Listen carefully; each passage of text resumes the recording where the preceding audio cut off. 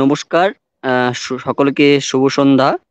রাষ্ট্রবিজ্ঞান চর্চা কেন্দ্রের পক্ষ থেকে নেতাজির জন্মদিন উম, উপলক্ষে আমাদের বিশেষ আলোচনা সভা। আজকের আলোচনার বিষয় হচ্ছে সুভাষচন্দ্র বোস, ধর্মনিরপেক্ষতা ও জাতীয়তাবোধ।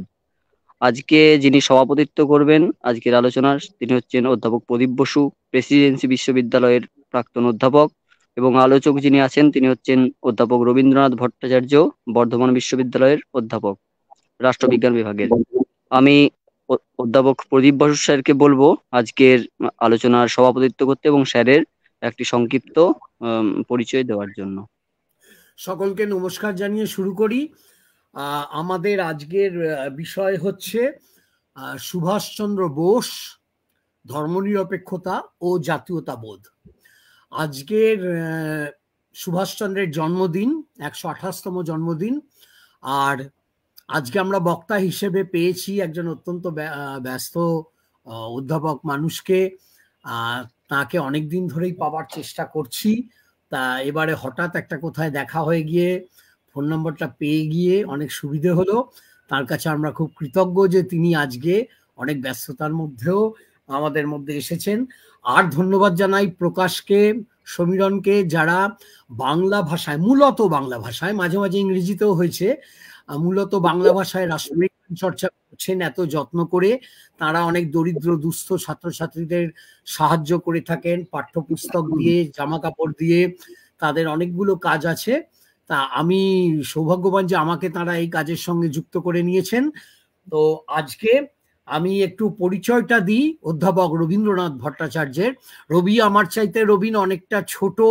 আমার মনে আছে ওকে ইউনিভার্সিটিতে দেখেছি, তরুণ যুবক, যৌবন শক্তিতে, মেধায় তিনি সবসময় অত্যন্ত সক্রিয়, সজীব একজন ব্যক্তি। এবং তার একটা বিরাট পরিচয় ছিল, তিনি ভীষণ বন্ধুবৎসল।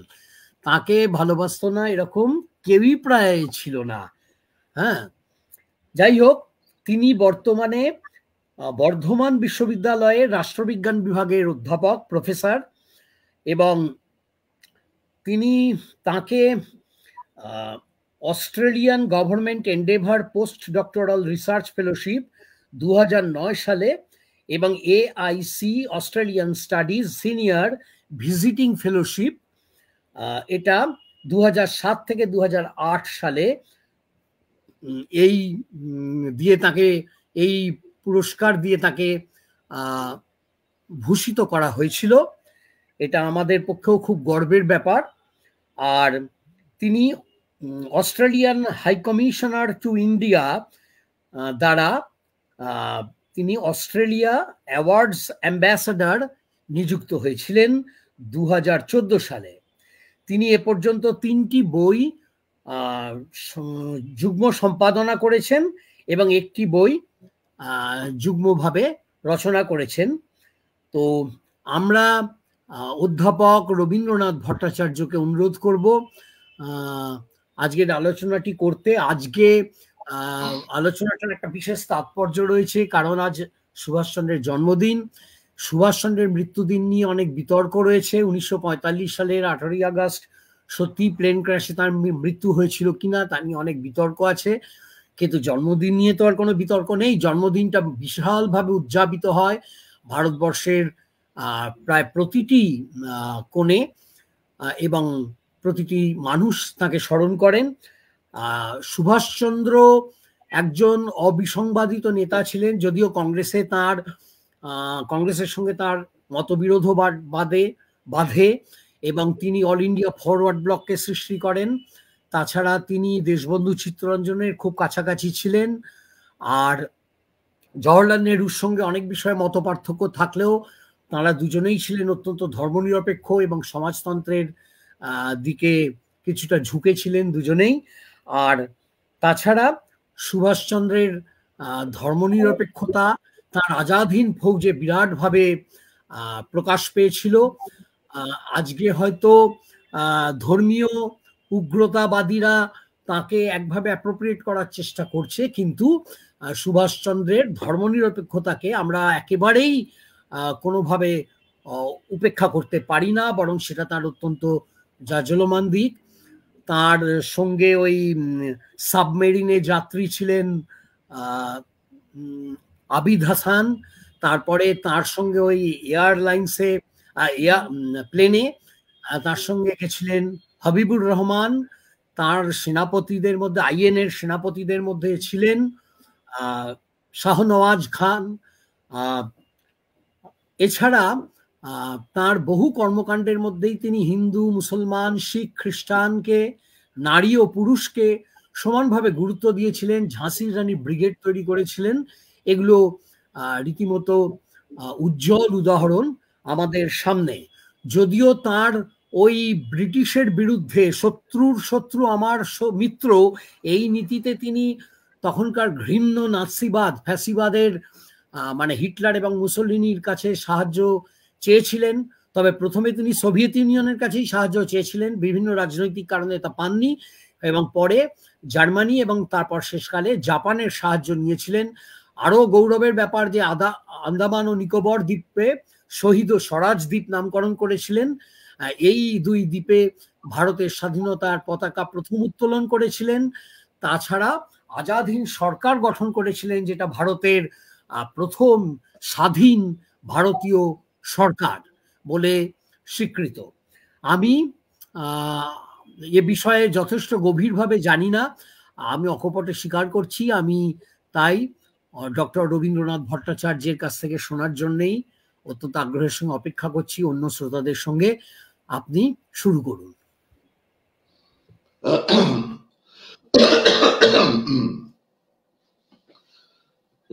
সম্মানীয় অধ্যাপক প্রদীপ বসু মহাশয়, মানে আমাদের প্রিয় প্রদীপ দা, এবং রাষ্ট্রবিজ্ঞান চর্চা কেন্দ্রের যারা আয়োজক এবং আজকের অনুষ্ঠানের যারা শ্রোতৃবৃন্দ,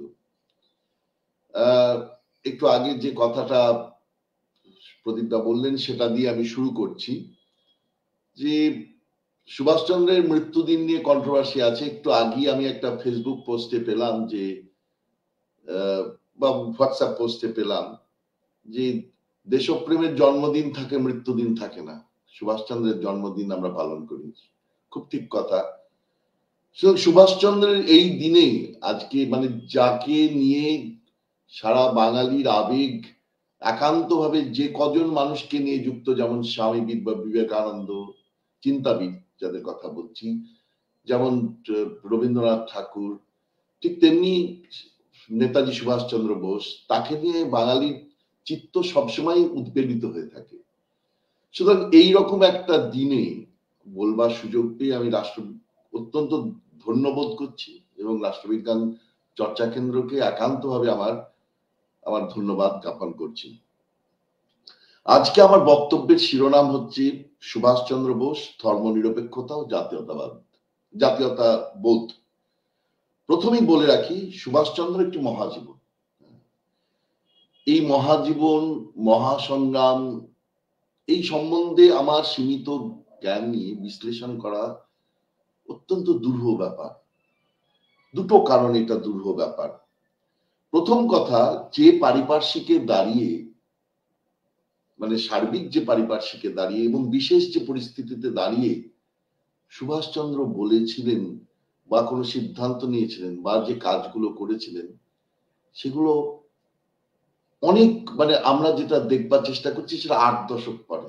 মানে এটা দাঁড়াচ্ছে গিয়ে যে অন্য একটা সৌরমণ্ডল থেকে সূর্যকে দেখবার চেষ্টা, সেটা যেমন ইসরো করছে, যে সূর্যকে দেখবার চেষ্টা করছে, তাও তো সে এই সৌরমণ্ডলের সূর্যকে দেখবার চেষ্টা করছে। কিন্তু আমরা যদি এই সৌরমণ্ডলের বাইরে গিয়ে অন্য সৌরমণ্ডলের সূর্যকে দেখবার চেষ্টা করি, তাহলে যে অবস্থা, আমার অবস্থা ঠিক সেই রকম। দ্বিতীয়ত, যে বোধ থেকে সুভাষচন্দ্রের মতো দিগদর্শী নেতা কোনো সিদ্ধান্ত নিয়েছিলেন বা কোনো বক্তব্য রেখেছিলেন, সেগুলোকে বিশ্লেষণ করা আমার মতো সীমিত মেধার মানুষের পক্ষে কোনোভাবেই সম্ভব নয়। সুতরাং আমি যেটা করব সেটা হচ্ছে তার ধর্মনিরপেক্ষতা এবং জাতীয়তাবোধ নিয়ে আমি তার বক্তব্য এবং তাকে ঘিরে তার সম্বন্ধে অন্যরা যে কথাগুলো বলেছেন সেগুলোকে আমি বিশ্লেষণ করবার চেষ্টা করব মূল একটা প্রেমিসকে ঘিরে। সেই প্রেমিসটা হচ্ছে আদ্যন্ত ধার্মিক হয়েও একজন দিগদর্শী নেতার পক্ষে আদ্যন্ত ধর্মনিরপেক্ষ হওয়া সম্ভব এবং সাধারণ মানুষ তথা জাতিকে জাতীয়তা বোধে উদ্বুদ্ধ করা, দেশের আবেগে ভাসিয়ে নিয়ে যাওয়া, এটা সম্ভব। এইটা আমি আজকের বক্তব্যের মধ্যে দিয়ে বলবার চেষ্টা করব। প্রথমে আমি দুটো অ্যানেকডোট দিয়ে গল্পটা মানে বক্তব্যটা শুরু করব। অ্যানেকডোট মানে উপাখ্যান দিয়ে বক্তব্য শুরু করব। অধুনা প্রয়াত শশাঙ্ক শেখর সান্যাল বোস ভ্রাতৃদ্বয়ের খুব ঘনিষ্ঠ ছিলেন। উনি প্রথম বিধানসভার 1937 থেকে 45 মেম্বার ছিলেন, সেন্ট্রাল লেজিসলেটিভ অ্যাসেম্বলির মেম্বার ছিলেন 46 থেকে 47, পশ্চিমবঙ্গ বিধান পরিষদের বিরোধী দল নেতা ছিলেন 58 থেকে 66, রাজ্যসভা 70 থেকে 76 এবং লোকসভা 77 থেকে 79। ঘটনাচক্রে শশাঙ্ক শেখর সান্যাল আমার দাদা শ্বশুর, মানে আমার শ্বশুর মশাইয়ের বাবা। 20শে ডিসেম্বর 1987 সালে নেহেরু মেমোরিয়াল লাইব্রেরি থেকে এস এল মনছান্দা নামে একজন রিসার্চ অফিসার, মানে 87 সাল, আজ থেকে 36 বছর আগে তিনি এসেছিলেন। ওনার বাড়িতে সারাদিন ধরে ইন্টারভিউ নিয়েছিলেন এবং ওরাল হিস্ট্রির যা নিয়ম সেই নিয়ম মেনে 4 বছর ধরে তারা গোটা বিষয়টাকে তারপর মানে যে বক্তব্য পেশ করেছেন, তার কোথায় ভুল আছে ভ্রান্তি আছে সেগুলোকে রিভাইজ করে ফের আবার সেটাকে দেখে বিভিন্ন জায়গায় হিস্টোরিক্যাল রেকর্ডকে তথ্য হিসেবে উত্থাপন করে তারপরে তারা বইটাকে পাঠায়। আমি সেই বইটার থেকে দুটো, মানে এইটা হচ্ছে সেই বই তারা পাঠিয়েছিল রিসার্চের খাতিরে, ছাড়া এই বইয়ের সমস্ত কিছু তাদের কপিরাইট। সুতরাং আমি রিসার্চের পারপাসে যে দুটো অ্যানেকডোটের কথা বলবো। প্রথম হচ্ছে যে তাকে জিজ্ঞাসা, মানে শেষ দিকে এসে তাকে জিজ্ঞাসা করেছিল যে আপনি কিভাবে সুভাষ বাবুকে ইন্ডিয়ান ইন্ডিপেন্ডেন্স স্ট্রাগলে, আমি ইংরেজিতে হয়েছিল আমি বাংলাতে বলছি, ইন্ডিয়ান ইন্ডিপেন্ডেন্স স্ট্রাগলে আপনি প্লেস করবেন। তখন শশাঙ্ক সান্যাল বলেছিলেন, খুবই ঘনিষ্ঠ ছিলেন, মানে নেতাজি গিয়ে তার বাড়িতে 3 বার উঠেছিলেন এবং অনেক ছবি আছে। তো যাই হোক, foremost place I quote Clement Attlee. উনি ক্লেমেন্ট অ্যাটলিকে কোট করেছিলেন। ক্লেমেন্ট অ্যাটলি ছিলেন সেই ব্যক্তি যিনি আমাদের যখন মানে ভারতের যখন স্বাধীনতা হয় তখন তিনি প্রধানমন্ত্রী ছিলেন। ক্লেমেন্ট অ্যাটলি ওই স্বাধীনতার আগে পরে, ঠিক সময়টা উনি বলেননি, ঠিক আগে পরে তিনি কলকাতায় এসেছিলেন এবং গভর্নর হাউসে উঠেছিলেন। যখন গভর্নর হাউসে অ্যাক্টিং গভর্নর হিসেবে চিফ জাস্টিস বিপি চক্রবর্তী ছিলেন। গল্পটা অবশ্যই বিপি চক্রবর্তীর কাছ থেকে শোনা। পিবি চক্রবর্তী ছিলেন।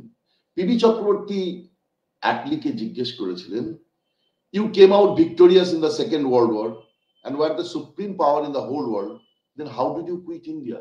আপনারা সেকেন্ড ওয়ার্ল্ড ওয়ারে ভিক্টোরিয়াস হলেন, বিজয়ী হলেন, সারা পৃথিবীতে সুপ্রিম পাওয়ার হয়ে গেলেন, তা সত্ত্বেও আপনারা ভারতকে ছেড়ে চলে যাচ্ছেন কেন? তার উত্তরে অ্যাটলি বলেছিলেন, justice Chakraborty, if only Gandhi had been there, we would have been there here for 200 years more.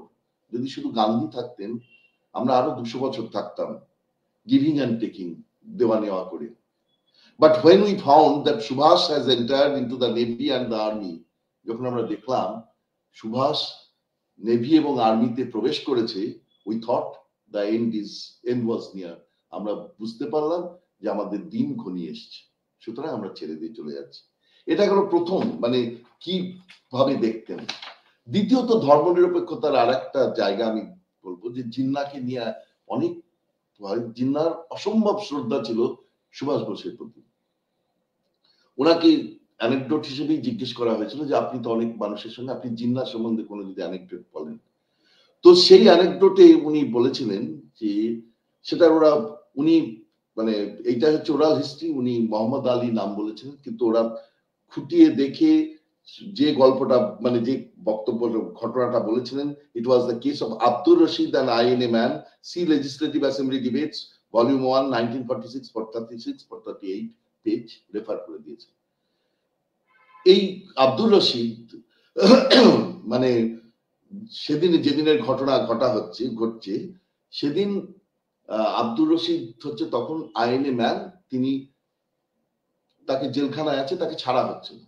মানে তখন প্রভিন্সিয়াল গভর্নমেন্ট চলে এসছে, মানে কংগ্রেস সরকার চলে এসছে, কিন্তু কংগ্রেস সরকার সেই সময় 1946 এর ওই সময় ওই যেটা মানে ট্রান্সফার অফ পাওয়ার সময় যা হয়, হাতে চলে এসছে কিন্তু তারা ছাড়ছে না। এইরকম একটা সময় জিন্নাহ হচ্ছেন তখন মুসলিম লীগের লিডার, লিয়াকত আলী হচ্ছেন ডেপুটি লিডার।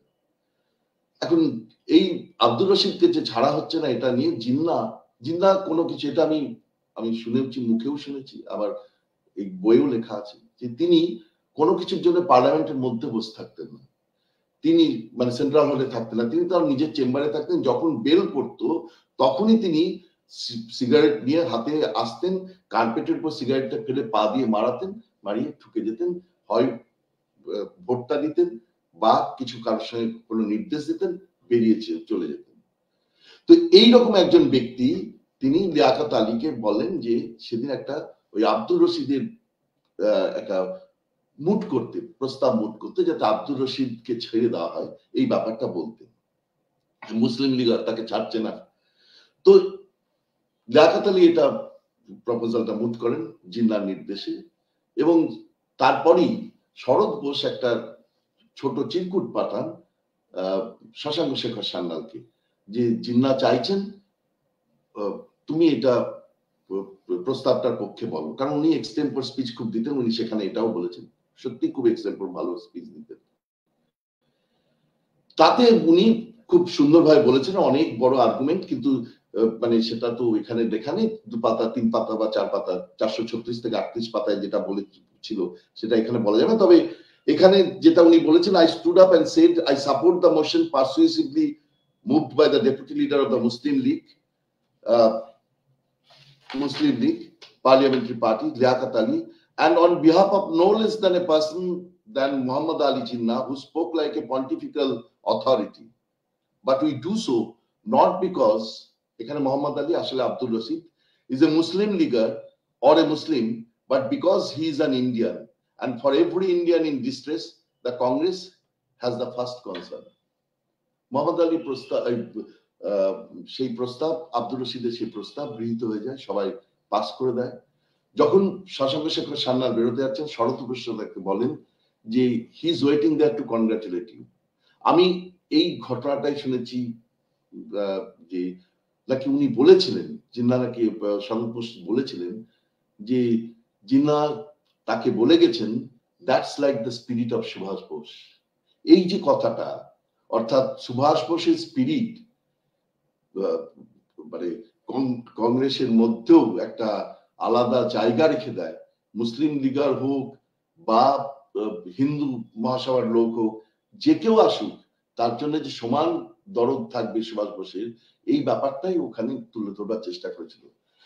শেষ যে ঘটনাটার কথা বলবো, যে ওনাকে জিজ্ঞেস করা হয়েছিল যে কি উনি 1941 সালের 18 জানুয়ারি মহানিষ্ক্রমণ হয়, তো 41 সালের 3 জানুয়ারি শশাঙ্ক শেখর সান্যালের সঙ্গে 1-to-1 একটা মিটিং হয়েছিল। সেইটা নিয়ে ওরা বারবার করে জানতে চায় যে আপনি কি বলেছিলেন, আপনাকে কি বলেছিল। কিন্তু যা হয় সব মানে যদি মানে আপনারা কেউ জেনে থাকেন যে সুভাষ বোসের যারা ফলোয়ার ছিলেন, সুভাষ বোস যদি বারণ করে দিতেন যে এটা তুমি বলবে না, তাহলে তারা কখনো কোনোদিন বলতো না। এবং উনি সে কথা বলেছেন যে আমি যে কথাগুলো উনি বারণ করেছিলেন বলতে, সে কথাগুলো আমি বলবো না, কারণ এরপরেও ওরা বিশ্বাস করতেন সুভাষ ফিরে আসবে। এবং ফিরে এসে আমাকে জিজ্ঞেস করে, Shashank I told you not to tell, why did you tell. তো সেগুলো বলেনি, কিন্তু যেগুলো বলা যায় সেটা বলেছিল যে উনি মানে সুভাষ বোস বারবার করে বলছেন যে মহাত্মা গান্ধীকে আমি আন্দোলন শুরু করতে বলছি, এবং ওরা চিঠি বলছে আমাকে, হি শোড মি দ্য লেটার সেই দিনে which he wrote to Mahatma Gandhi. ওরা বলছে সেই লেটারটা হচ্ছে 23 ডিসেম্বর 1940 সালে ওই চিঠিটা মানে নেহেরু তিনমূর্তি ভবন চিঠিটা বের করেছে, যে সেখানে সুভাষ বোস তাকে লিখেছিলেন যে আপনি আন্দোলন শুরু করুন ইত্যাদি। সুভাষ তখন খুব অসুস্থ। তারপরে 23 ডিসেম্বর পর 29 ডিসেম্বর তার কাছে একটা টেলিগ্রাম এসছে। এরা বলছেন, উনি বলছেন টেলিগ্রাম দেখিয়েছিলেন, ইনি বলছেন, এরা বলছে লেটার। তো যাই হোক, সেই টেলিগ্রাম ওনাকে দেখান, সেখানে সুভাষ বোসকে এটা কি উনি বলেছিলেন, গেট ওয়েল সুন। বললো, শশাঙ্ক আমি বুঝতে পেরে গেছি উনি আন্দোলন শুরু করবেন না বলে আমার অসুস্থতা নিয়ে কথা বললেন, আন্দোলন নিয়ে কোনো কথা বললেন না। এবং তারপরে যেটা বলছেন যে Mahatma Gandhi is ignorant of international situation politics, Jawaharlal Nehru is no better, they do not understand the propitious time today. Unless we ally with international forces, our freedom will be postponed far off. That was his assessment. উনি মনে করেছিলেন যে Gandhi international politics সম্বন্ধে গান্ধীর কোনো idea নেই, Jawaharlal also know better. কিন্তু international ফোর্সেসকে যদি আমরা অ্যালি করে না আসতে পারি তাহলে আমাদের ফ্রিডম হবে না। এইরকম একটা পরিস্থিতিতে এইবার আমি আসছি যে এই উপাখ্যান থেকে আমি শুরু করব যে তার আধ্যাত্মিকতা শুরু কোথায়। এটা তো দেখলাম যে তার ধর্মনিরপেক্ষতার বোধ, তার রাজনীতি সম্বন্ধে গভীরতা কি ধরনের ছিল সেটা আমরা কিছুটা অ্যানেকডোটের মাধ্যমে পেলাম। কিন্তু আমি আসছি কিশোর বয়সের কথায়। কিশোর বয়সে হেমন্ত কুমার সরকারের লেখা সুভাষের সঙ্গে 12 বছর। হেমন্ত কুমার সরকার ছিলেন কিশোর থেকে যুবক বয়সে খুব ঘনিষ্ঠ বন্ধুদের মধ্যে একজন।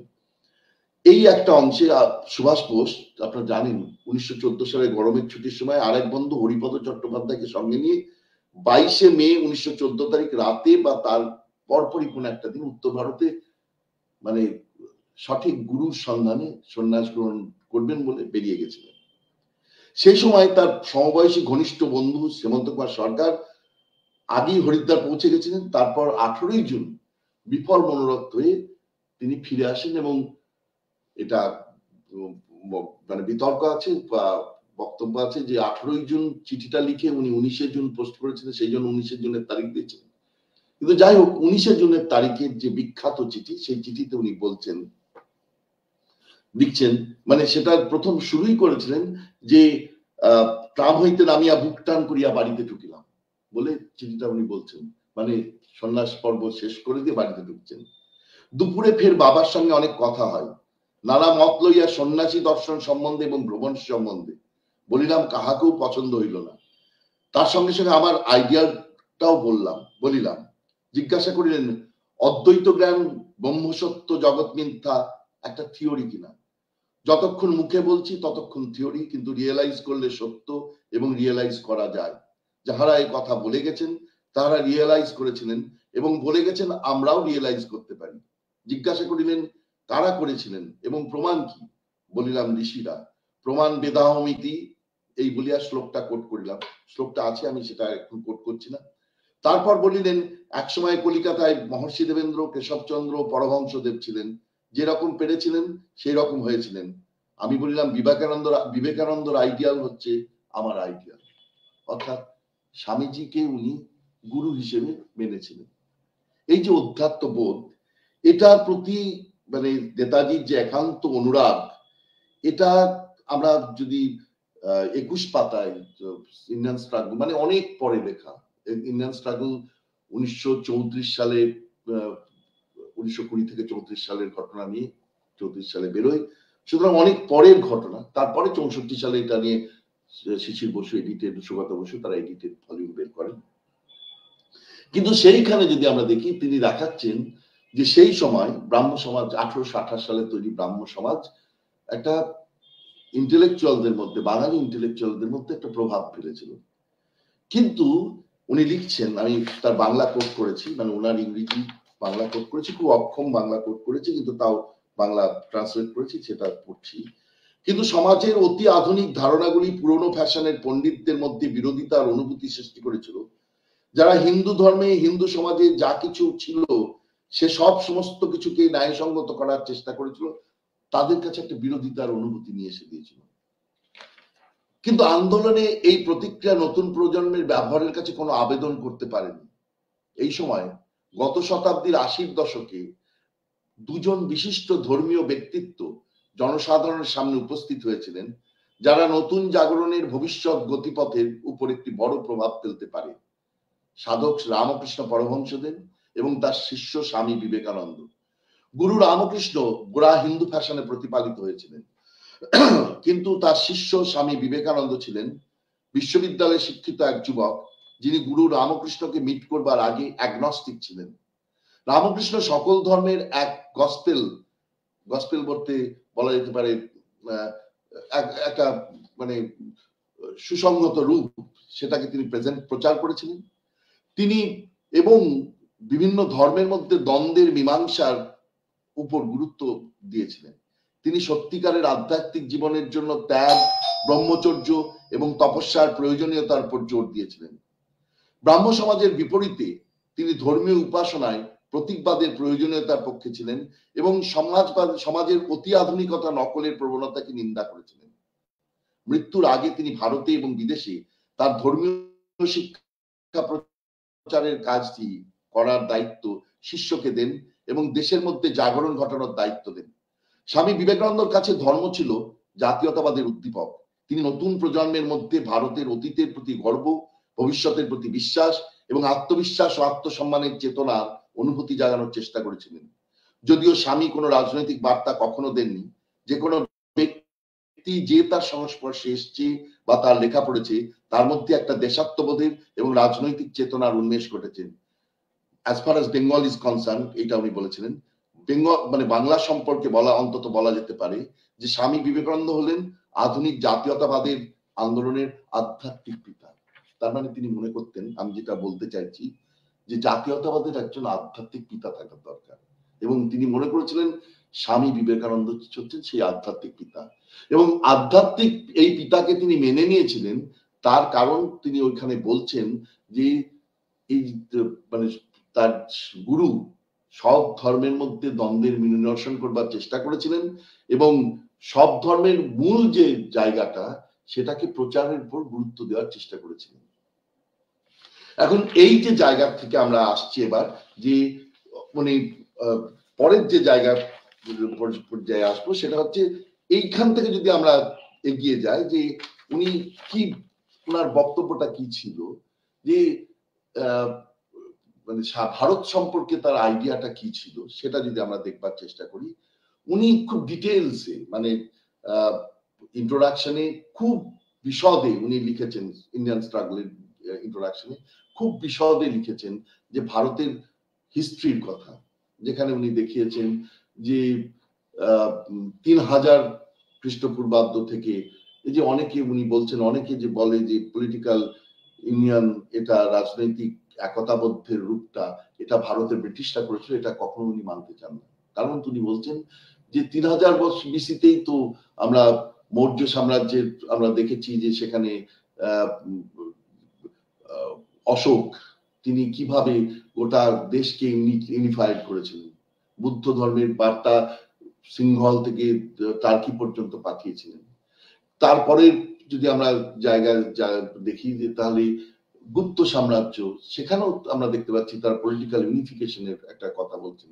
সুতরাং পলিটিক্যাল ইউনিফিকেশন, এই যে 3000 বছর ধরে যে সভ্যতা, যে তার যে সংস্কৃতি, সেটার ধারাবাহিকতা আমরা অশোকের মধ্যে দেখতে পেয়েছি, আমরা গুপ্ত সম্রাটের মধ্যে দেখতে পেয়েছি, এবং পরবর্তীকালে যে জায়গাটা সবচেয়ে বেশি ইম্পর্টেন্ট সেটা হচ্ছে তিনি বলছেন যে এর মধ্যে দেখতে পেয়েছি আমরা মুঘল সাম্রাজ্যের মধ্যে দেখতে পেয়েছি।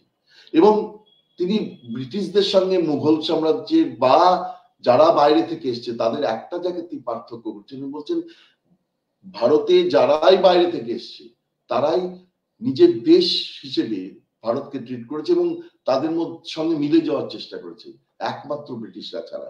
উনি বলছেন, লিখছেন ঠিক এই কথা, যে ইন্ডিয়ান স্ট্রাগলের 6 পাতায়, মুঘল রাজারা দেশকে একত্রিত করতে সর্বাত্মক উন্নতির একটি নতুন যুগের সূচনা করেন। 16শ ও 17শ শতাব্দীতে মোগল সম্রাটের শাসনামলে ভারত আবারও উন্নতির সমৃদ্ধির শিখরে পৌঁছেছিল। তাদের মধ্যে সর্বশ্রেষ্ঠ ছিলেন আকবর, যিনি 16শ শতাব্দীর শেষার্ধে রাজত্ব করেছিলেন। আকবরের মহান যোগ্যতা কেবল দেশের রাজনৈতিক একীকরণ ছিল না, তবে যা সম্ভবত আরো গুরুত্বপূর্ণ ছিল, একটি নতুন সাংস্কৃতিক সংশ্লেষণ থেকে কাজ করা, যাতে পুরনোটির সাথে সংস্কৃতির নতুন স্রোতের সমন্বয় সাধন করা যায় এবং একটি নতুন সংস্কৃতির বিকাশ ঘটে। তিনি যে রাষ্ট্রযন্ত্র গড়ে তুলেছিলেন তাও ছিল হিন্দু এবং মহামেডান সম্প্রদায়ের আন্তরিক সহযোগিতার ভিত্তিতে। অর্থাৎ এই যে হিন্দু এবং মহামেডানদের আন্তরিক যে একটা সহযোগিতা, এটাকে সুভাষচন্দ্র বলছেন যে এই যে সহযোগিতা, এটা কিন্তু ভারতে মুঘল সাম্রাজ্যের থেকে যদি আমরা ধরি যে তারা তাদের আবির্ভাব ঘটেছিল, তাদের মধ্যে এটা ছিল। এবং মুঘল সম্রাটরা এই দেশের মানুষকে তাদের শাসক হিসেবে না দেখে, তারা মানে শাসক এবং শোষক হিসেবে শুধু না দেখে তাদের সংস্কৃতির সঙ্গে মিলে যেতে চেয়েছিলেন। এবং সেই সংস্কৃতির ফলেই তারা এমন একটা সমন্বয় সাধন করেছিলেন যেটা আমরা আকবরের মধ্যে দেখতে পাই, যে ঘটা তারপরে উনি ঔরঙ্গজেবের উদাহরণ দিয়েছেন, তারপরে সেটা শেষ হয়ে গেল। ব্রিটিশরা এর থেকে আলাদা। ব্রিটিশরা এর থেকে আলাদা এই কারণেই যে ব্রিটিশরা কখনোই দেশকে নিজের দেশ বলে ভাবেনি। তারা সম্পূর্ণ এটাকে প্লান্ডার করবো এই উদ্দেশ্য নিয়ে এসছে, লুণ্ঠন করবো এই উদ্দেশ্য নিয়ে এসছে, এবং একে শাসন এবং শোষণ কিভাবে করা যায় সেইটাই তারা দেখবার চেষ্টা করেছে। এরপরে আমি আসছি যে তাহলে এই হিন্দু মানে অনেক ইয়ে দিয়েছেন, অভিজ্ঞতার কথা বলেছেন, কিন্তু 1926-এর সময় প্রথম উনি দাঙ্গার কথা বলছেন, যে হিন্দু মুসলিম স্ট্রাইক লেগেছে। যদি সেই জায়গাটা কেউ পড়ে, মানে 121 পাতা আমি হাতে নিয়ে বসে আছি, আমি সেগুলো জেরক্স করে নিয়ে বা কপি করে নিয়েছি, জেরক্স করেছি, যে উনি বলছেন যে 1926-এ হিন্দু মুসলিম স্ট্রাইকটা প্রথম বাদ, যেখানে হয় যে ন্যাশনালিস্ট মুভমেন্ট যখনই স্ল্যাক হচ্ছে, যখনই দুর্বল হয়ে যাচ্ছে, তখনই কিন্তু এই হিন্দু মুসলিম স্ট্রাইকটা বেঁধে যাচ্ছে। এবং abolition of Khilafat by the Turks in 1924 led many of the nationalist Muslims of India to give up the Khilafat movement. Khilafat movement তারা ছেড়ে দিল, and to divert their whole attention to the nationalist cause. তার আগেই মনে রাখতে হবে ওই 1919 থেকে 21-এর যে নন কোঅপারেশন মুভমেন্ট ফেল করেছে, ন্যাশনালিস্ট মুভমেন্ট উইকেন্ড হয়ে গেছে, ব্রিটিশদের ধরপাকড় চলছে, অত্যাচার চলছে, সেই রকম সময়ে খিলাফত মুভমেন্ট, সেটা led many nationalist movements to give up the Khilafat movement and divert their whole attention to national cause, এবং national cause আসতে শুরু করলো। But some of the nationalists as well as more reactionary Muslims, এদের মধ্যে কিছু nationalist এবং more reactionary Muslims, তারা খিলাফত কমিটি কন্টিনিউ করতে শুরু করলো, এবং মৌলানা Shawkat Ali did in Bombay, and where that was not possible they started other organization, একটা সেক্টেরিয়ান রিঅ্যাকশন অর্গানাইজেশন তৈরি করলো। ঠিক তার পাশাপাশি this reactionary movement among the Muslims called for the similar reactionary movement, যেখানে সারা দেশ জুড়ে হিন্দু মহাসভার ডেভেলপমেন্ট ঘটলো। Hindus, similar among Hindus and branches of Hindu Mahasabha began to grow up all over the country. The Hindu Mahasabha, like its Muslim counterpart, consisted not only of erstwhile nationalists but also of a large number of men who were afraid of participating in a political movement and wanted a safer platform for themselves. তারা nationalist মুভমেন্টে হিন্দু মহাসভার মুসলিম যে organisation তাদের মতোই এরাও nationalist মুভমেন্টে participate করতে চাইছিলেন না, এবং বরং তারা পলিটিক্যাল একটা সেফার প্ল্যাটফর্ম তাদের নিজেদের মধ্যে চাইছিলেন। এবং the growth of sectarian movements among both Hindus and Muslims accentuated intercommunal tensions, এবং এইটা উনি বলছেন নানাভাবে প্রকাশ পেতে শুরু করলো। মুসলিমদের মসজিদের সামনে দিয়ে যখন যাচ্ছে, তখন বাজনা, হিন্দুদের বাজনা, বা মুসলিমদের গরু কাটা নিয়ে হিন্দুদের অবজেকশন, এই নিয়ে দাঙ্গা হতে শুরু করলো। 26-এর পর্যায়ে যদি অনেক দিন ধরে নানা ফেজে বেশ কিছু মানুষ মারা গেল, এবং তারা চলতে শুরু করলো। এই যে অর্থাৎ যখনই ন্যাশনালিস্ট মুভমেন্ট উইক হচ্ছে, তখনই এটা ঘটছে, এই ব্যাপারটা কিন্তু তিনি মাথায়, এবং ন্যাশনালিস্ট মুভমেন্ট গুলো তিনি সবসময় মনে করতেন যে আসল যে জায়গা থেকে প্রদীপদা যেটা বললেন যে উনি কংগ্রেস থেকে আলাদা হয়ে গেছিলেন, কংগ্রেস থেকে আলাদা হয়েছিলেন। আমরা জানি বিখ্যাত ত্রিপুরী কংগ্রেসের কথা 1939-এ, আমরা হরিপুরি কংগ্রেসে, তার আগে যেটা মানে পায়োনিয়ার অফ প্ল্যানিং বলে মানে প্ল্যানিং কমিশন একসময় বের করেছে, হরিপুরি কংগ্রেসের তার যে বক্তব্য, সেইখানে যদি আমরা যাই তাহলে দেখবো তিনি কি ধরনের কথা বলেছেন। মূল সমস্যাগুলো তিনি পরিষ্কার করে বলতেন যে আমাদের মূল জায়গাটা হচ্ছে যে অ্যান্টি ইম্পেরিয়ালিজমকে করা, যেটা এটা উনি বলছেন in the present phase of Indian life. উনি মানে এটা আমি ফরওয়ার্ড ব্লক এটা 40 সালে লেখা, সেখান থেকে বলছি যে present phase of Indian life leftism means anti imperialism, কারণ উনি তখন স্বাধীনতা আসেনি। লেফটিজম, উনি লেফটিজম কেন লেফটিজম সেটা আমি পরে আসছি। Anti imperialism, a genuine anti imperialist is one who believes in undiluted independence, not Mahatma Gandhi's substance of independence as the political objective, and in uncompromising national struggle as the means for attaining it. এবং এই জায়গাটা, after the attainment of political independence, leftism will mean socialism, and the task before the people will then be reconstruction of national life on a socialist basis. সুতরাং এই যে জায়গাটা উনি ধরবার চেষ্টা করেছেন যে দুটো ফেজে আমাদের ন্যাশনালিস্ট মুভমেন্ট করতে, আমাদের যে আন্দোলন সেটা প্রথম ফেজে হবে অ্যান্টি ইম্পেরিয়ালিস্ট মুভমেন্ট, সর্বা আপোষহীন সাম্রাজ্যবাদ বিরোধিতা, এবং তারপরে যদি ওই আমাদের তো ট্রান্সফার, সুভাষ বোস ছিলেন, আমাদের ট্রান্সফার অফ পাওয়ার হয়েছে, আমরা পাওয়ার ছিনিয়ে নিতে পারিনি, তার অনেক কুফল আমরা দেখছি, ইদানিং কালেও দেখতে পাচ্ছি। কিন্তু এই যে উনি বারবার করে বলছিলেন not Mahatma Gandhi's variant of substance, independent substance, এই জায়গা থেকে দাঁড়িয়ে উনি যেটা বলছে তারপরে যদি আমরা এইরকম সম্পূর্ণ সাম্রাজ্যবাদ বিরোধিতা থেকে সম্পূর্ণ মুক্তি পাই, তাহলে দ্বিতীয় ফেজে আমাদের আসবে সোশ্যালিস্ট সমাজতান্ত্রিক রিকনস্ট্রাকশনের কথা, এবং সেই সমাজতান্ত্রিক রিকনস্ট্রাকশন কিভাবে হবে সেইটা উনি বলবার চেষ্টা করেছেন। তার হরিপুরা কংগ্রেসে উনি বলেছিলেন, এবং সেই জায়গা থেকে দাঁড়িয়ে বস্তুত পক্ষে গান্ধী বুঝেছিলেন গন্ডগোল শুরু হয়ে যাচ্ছে, সুতরাং তিনি বিরোধিতা করেছিলেন। সেখানে উনি পরিষ্কার বলেছিলেন যে কতগুলো প্রবলেমকে চিহ্নিত করেছিলেন, যে ন্যাশনাল প্রবলেমস, আমি হরিপুরা কংগ্রেসের বক্তব্যগুলো আমি বলছি, যে problems relating to the eradication of property, যেটা যে ন্যাশনাল রিকনস্ট্রাকশনের কথা উনি বলছেন, এটা premature to give a detail plan of reconstruction. Reconstruction কিভাবে হবে আমি এখন বলতে পারবো না, কিন্তু some of the principles according to which our future reconstruction, social reconstruction should take place, কতগুলো আমি জায়গা বলবার চেষ্টা করছি যাকে ধরে সামাজিক রিকনস্ট্রাকশন হবে। এক হচ্ছে eradication of poverty, illiteracy and disease to the scientific production and distribution can be effectively tackled only along the socialistic lines. আরো মানে জায়গাগুলো পড়ে বলা যায়, কিন্তু উনি পরিষ্কার করে বলেছিলেন যে দ্বিতীয় ফেজে গিয়ে সম্পূর্ণ রাষ্ট্র নিয়ন্ত্রণে, কোনো প্রাইভেট ক্যাপিটালিস্ট এত না, রাষ্ট্র নিয়ন্ত্রণে এই প্রোডাকশন এবং ডিস্ট্রিবিউশন সেই জায়গাটা থাকবে। এবং সেটা শুধু মানে কত যে ওনার এই গোটা প্ল্যানিংটা যদি দেখে পড়া যায়, এগ্রিকালচারে তিনি কিভাবে করেছিলেন, এগ্রিকালচারে তিনি কোঅপারেটিভের কথা বলেছেন, এগ্রিকালচার ছাড়া তিনি ইন্ডাস্ট্রির ক্ষেত্রে বিগ ইন্ডাস্ট্রি আনার কথা বলেছেন, এবং এই সমস্তটা যে স্টেট মূল উদ্যোগ নেবে, স্টেট সোশ্যাল রিকনস্ট্রাকশন করবে, এই ব্যাপারটা ধরবার চেষ্টা করেছিলেন। এখন অর্থাৎ সামাজিক রিকনস্ট্রাকশন হবে, এই গোটা ব্যাপারটা তিনি ধরবার চেষ্টা করেছিলেন মূলত এই জায়গা থেকে, যে প্রবলেম মূল সমস্যাগুলো আছে সেগুলোকে ধরবার জন্য। এবং এই মূল সমস্যাগুলো ধরবার ক্ষেত্রে তিনি আরো তিনটি সমস্যার কথা বলেছিলেন। একটা হচ্ছে জেন্ডার ডিফারেন্স, এবং কাস্ট এবং রেশিয়াল ডিফারেন্স, এবং ল্যাঙ্গুয়েজ ডিফারেন্স। এই যে বিভিন্ন ধরনের ডাইভার্সিটি আছে, সেই ডাইভার্সিটিকে যদি না মেনে, যদি আমরা এই যে নানা ধরনের লিঙ্গ বৈষম্য চলছে, বা কাস্টের ক্ষেত্রে উনি কাস্টের বিভিন্ন ভাবে তার বিরাট যে বিয়ের কথা বলেছিলেন, তিনি 9টা ফান্ডামেন্টাল রাইটস এর কথা বলেছিলেন সেই সময় পর্যায়ে, এবং সেই 9টা ফান্ডামেন্টাল রাইটস এর মধ্যে পরিষ্কার করে তিনি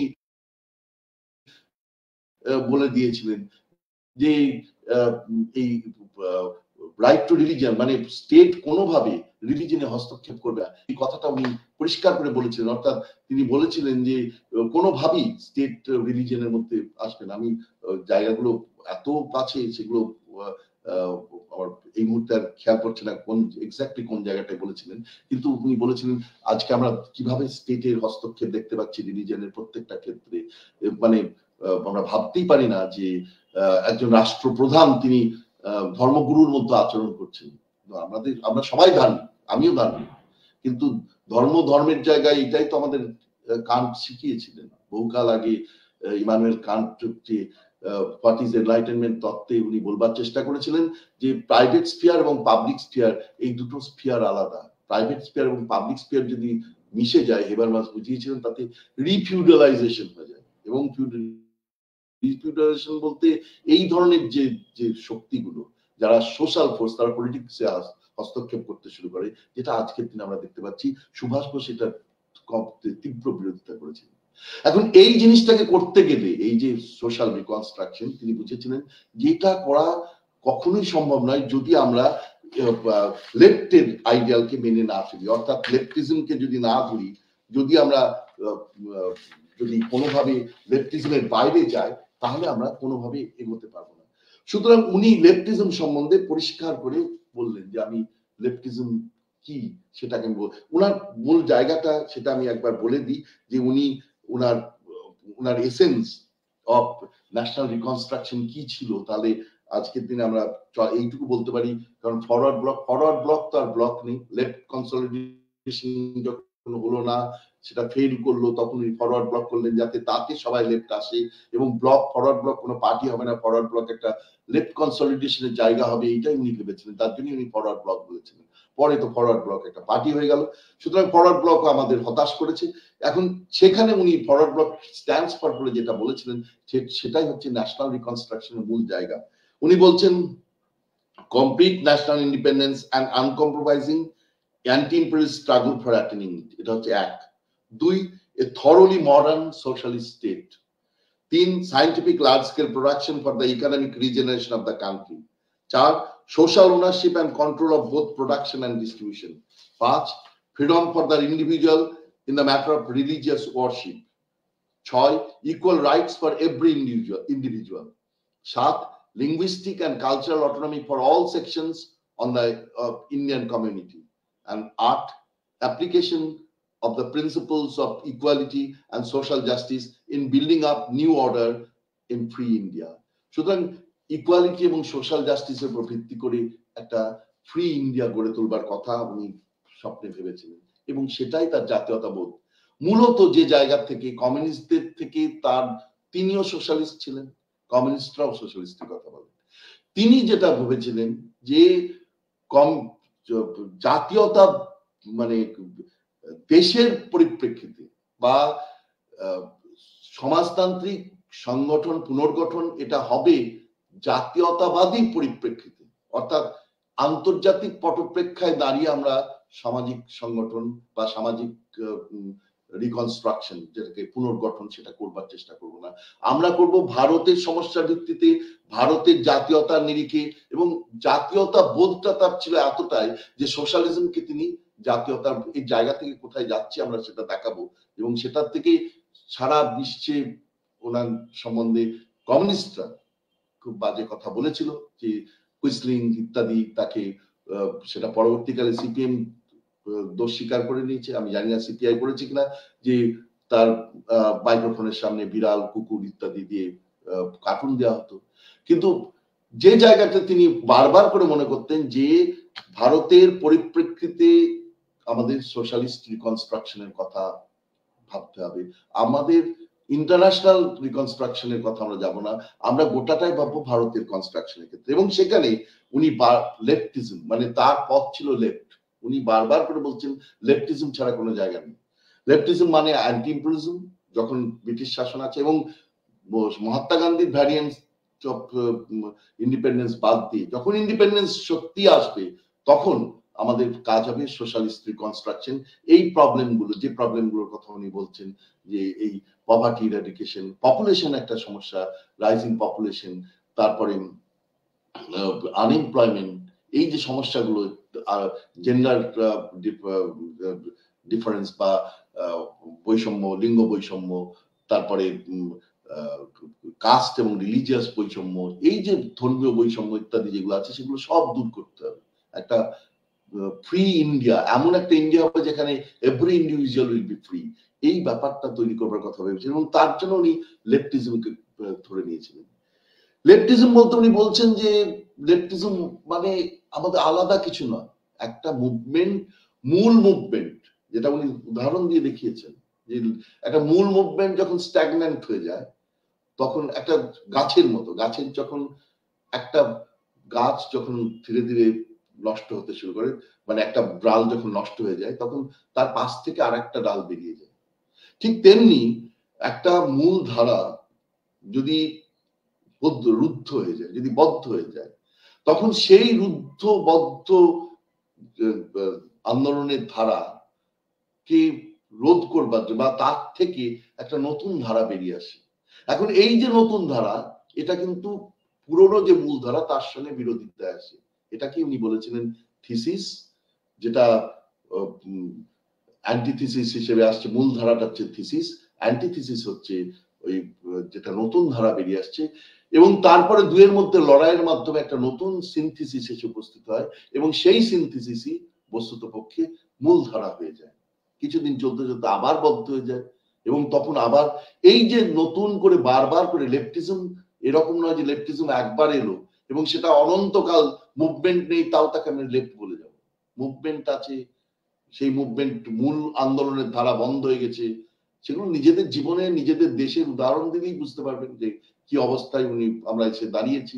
যে মূল মুভমেন্ট যখন, আন্দোলন যখন বদ্ধ হয়ে যায়, যখন ঘুরপাক খেতে শুরু করে, যখন নানা রকম বিষয়ের মধ্যে, ধর্মের মধ্যে, জাতের মধ্যে ঘুরপাক খেতে শুরু করে, ঠিক সেই সময় তার পাশ দিয়ে নতুন একটা আন্দোলনের ধারা বেরিয়ে আসে, যেগুলো মূল সমস্যাগুলোকে দূর করবার কথা বলে, এবং সেই যে সমস্যার কথা বলছে তাকে দূর করবার কথা বলছে, এইটা কিন্তু একটা অ্যান্টিথিসিস। এটা দুটোর মধ্যে একটা বিরোধিতায় আসে, এবং এই বিরোধিতা থেকে নতুন একটা সিনথিসিস তৈরি হয়।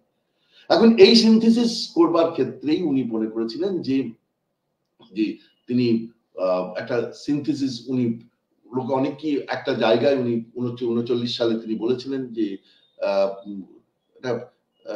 ফ্যাসিজম এবং কমিউনিজমের মধ্যে আমি একটা সিনথিসিস চাইছি, যাতে যেটা নিয়ে বিরাট বিতর্ক শুরু হয়ে যায় যে উনি কি ফ্যাসিস্ট ছিলেন। উনি পরিষ্কার করে, আমি সেই জায়গা পড়ে শোনাচ্ছি যেখানে জায়গায় উনি বলছেন যে, উনি পরিষ্কার করে বলছেন যে আমি কোনোভাবেই এই জিনিসটাকে আমি হ্যাপি মনে করতে পারিনি, এটাকে হ্যাপি মনে করিনি। এবং এটা আজকের দিনে দাঁড়িয়ে, যখন 39 সালে লিখেছিলাম তখন এটা যা ছিল, আজকের দিনের যে আন্দোলন সেটা কিন্তু অন্যভাবে চলে এসছে। এবং সেই কারণে কোয়েশ্চেন্স অ্যান্সার বলে উনি এটা দিয়েছিলেন, যেটা আমরা দেখতে পাচ্ছি, যেখানে উনি বলছেন একজন যে কোয়েশ্চেন্স অ্যান্সার বলে ওই শিশির বসুর বই, যেটা ইন্ডিয়ান স্ট্রাগলের মধ্যে আছে, many questions have been asked about the references to fascism in the closing part of your book, The Indian Struggle. Would you care to make any comment on your view of fascism? Many questions also have been asked about your criticisms of communism in the same section. Would you care to make any comment on this? উনি পরিষ্কার করে বলছেন, মানে এটা সবার কাছে clear হওয়া দরকার। My political ideas have developed further since I wrote my book 3 years ago. 3 বছর আগে যা লিখেছিলাম তার থেকে অনেক এগিয়েছি।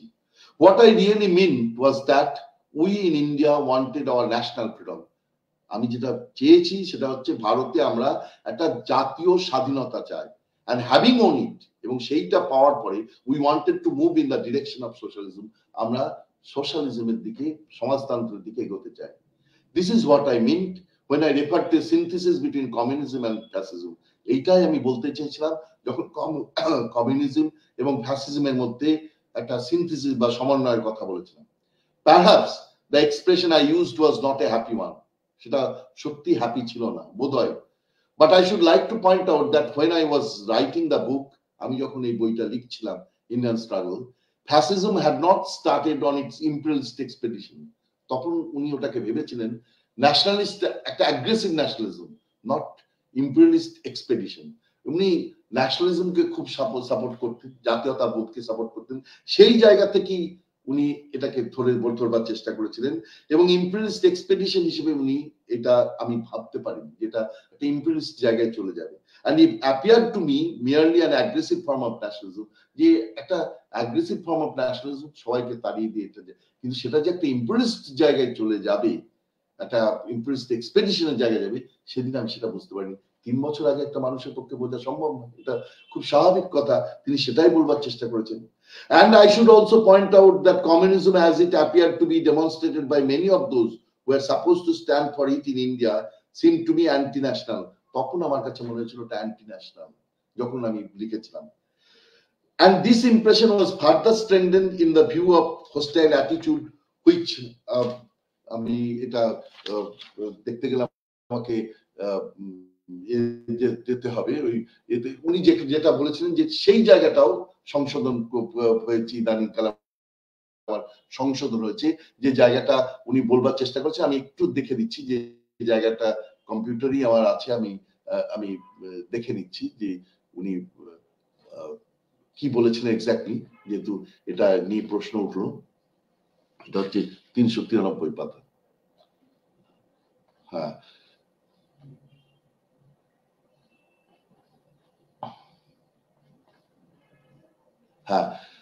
I should point out also that communism, as it appeared to be demonstrated by many of those who were supposed to stand for it in India, seemed to be anti-national, and this impression was further strengthened in view of the hostile attitude which several among them exhibited towards the Indian National Congress.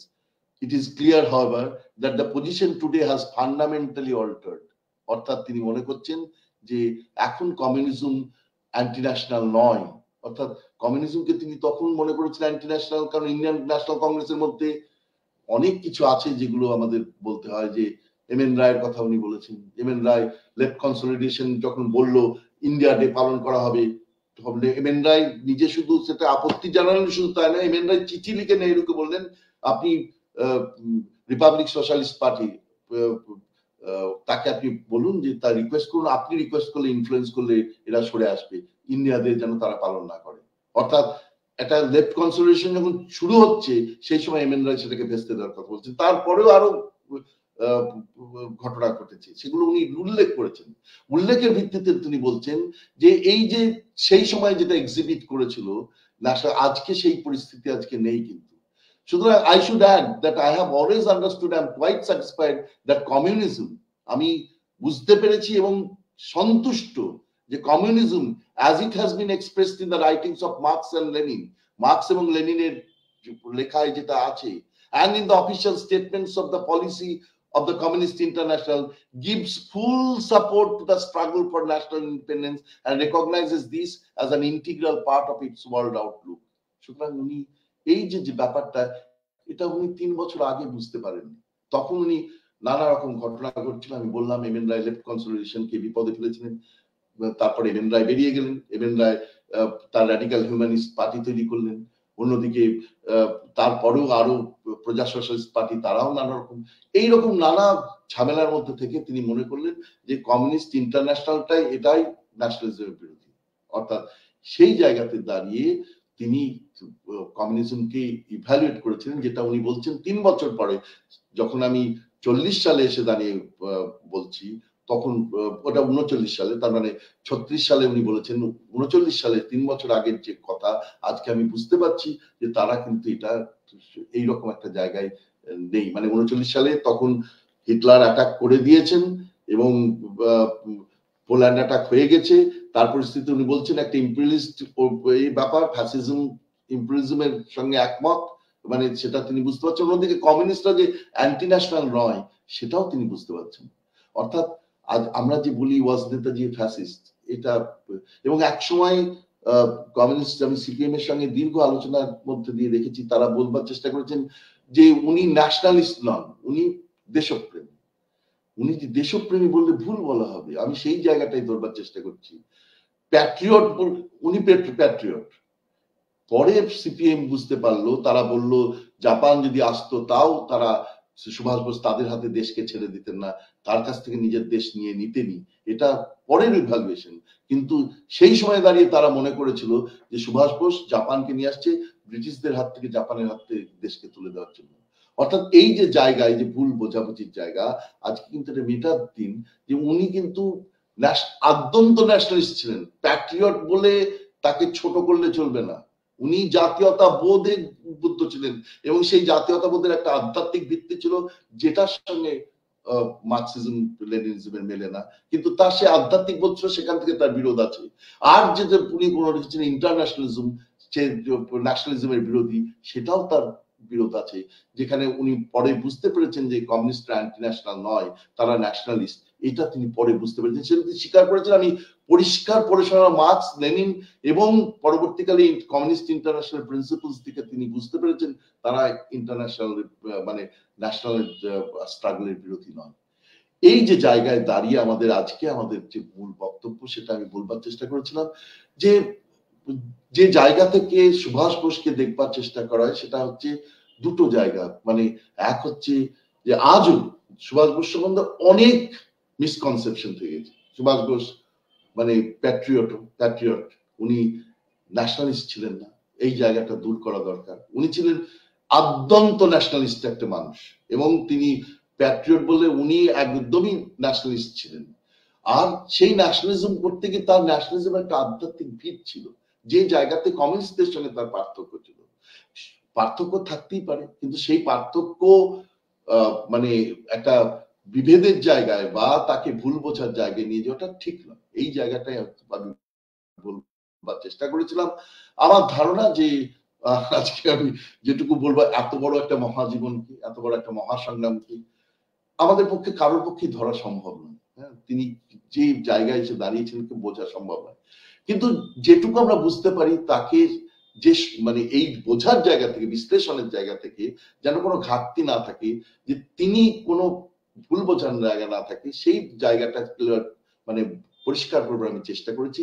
জানি না কতটুকু পেয়েছি, যেটুকু পেরেছি সেটুকু নেতাজির আবেগে পেরেছি, যেটুকু পারিনি সেটা নেতাজি সেই আবেগটুকু দেননি বলেই পারিনি। এই বলে আমি সবাইকে ধন্যবাদ জানিয়ে আমার বক্তব্য শেষ করছি। অনেক ধন্যবাদ অধ্যাপক রবীন্দ্রনাথ ভট্টাচার্যকে।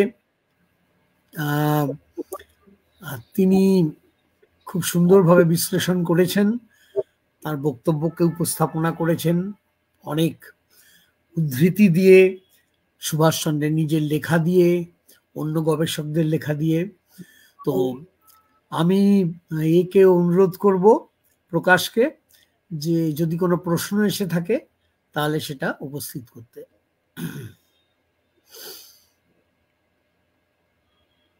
সুকান্ত চৌধুরী প্রশ্ন করেছেন, ধর্মনিরপেক্ষর সংজ্ঞাটা কি আসল ভাবে?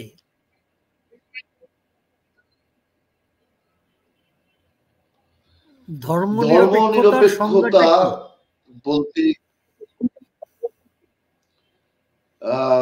ধর্মনিরপেক্ষতা বলতে এখানে আবার আমি আর একটা বিরাট বিতর্কে চলে যাই। সেটা হচ্ছে যে 2015 সালে 2014-তে মোদী সরকার আসেন। 2015 সালে সমস্ত 25শে জানুয়ারি সমস্ত ইন্ডিয়ার বড় সংবাদপত্রে দেওয়ার চেষ্টা করা হয়েছিল যে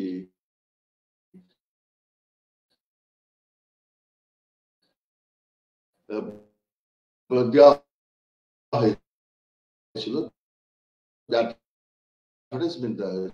হয়েছিল, পুরনো প্রিয়াম্বলটা একটু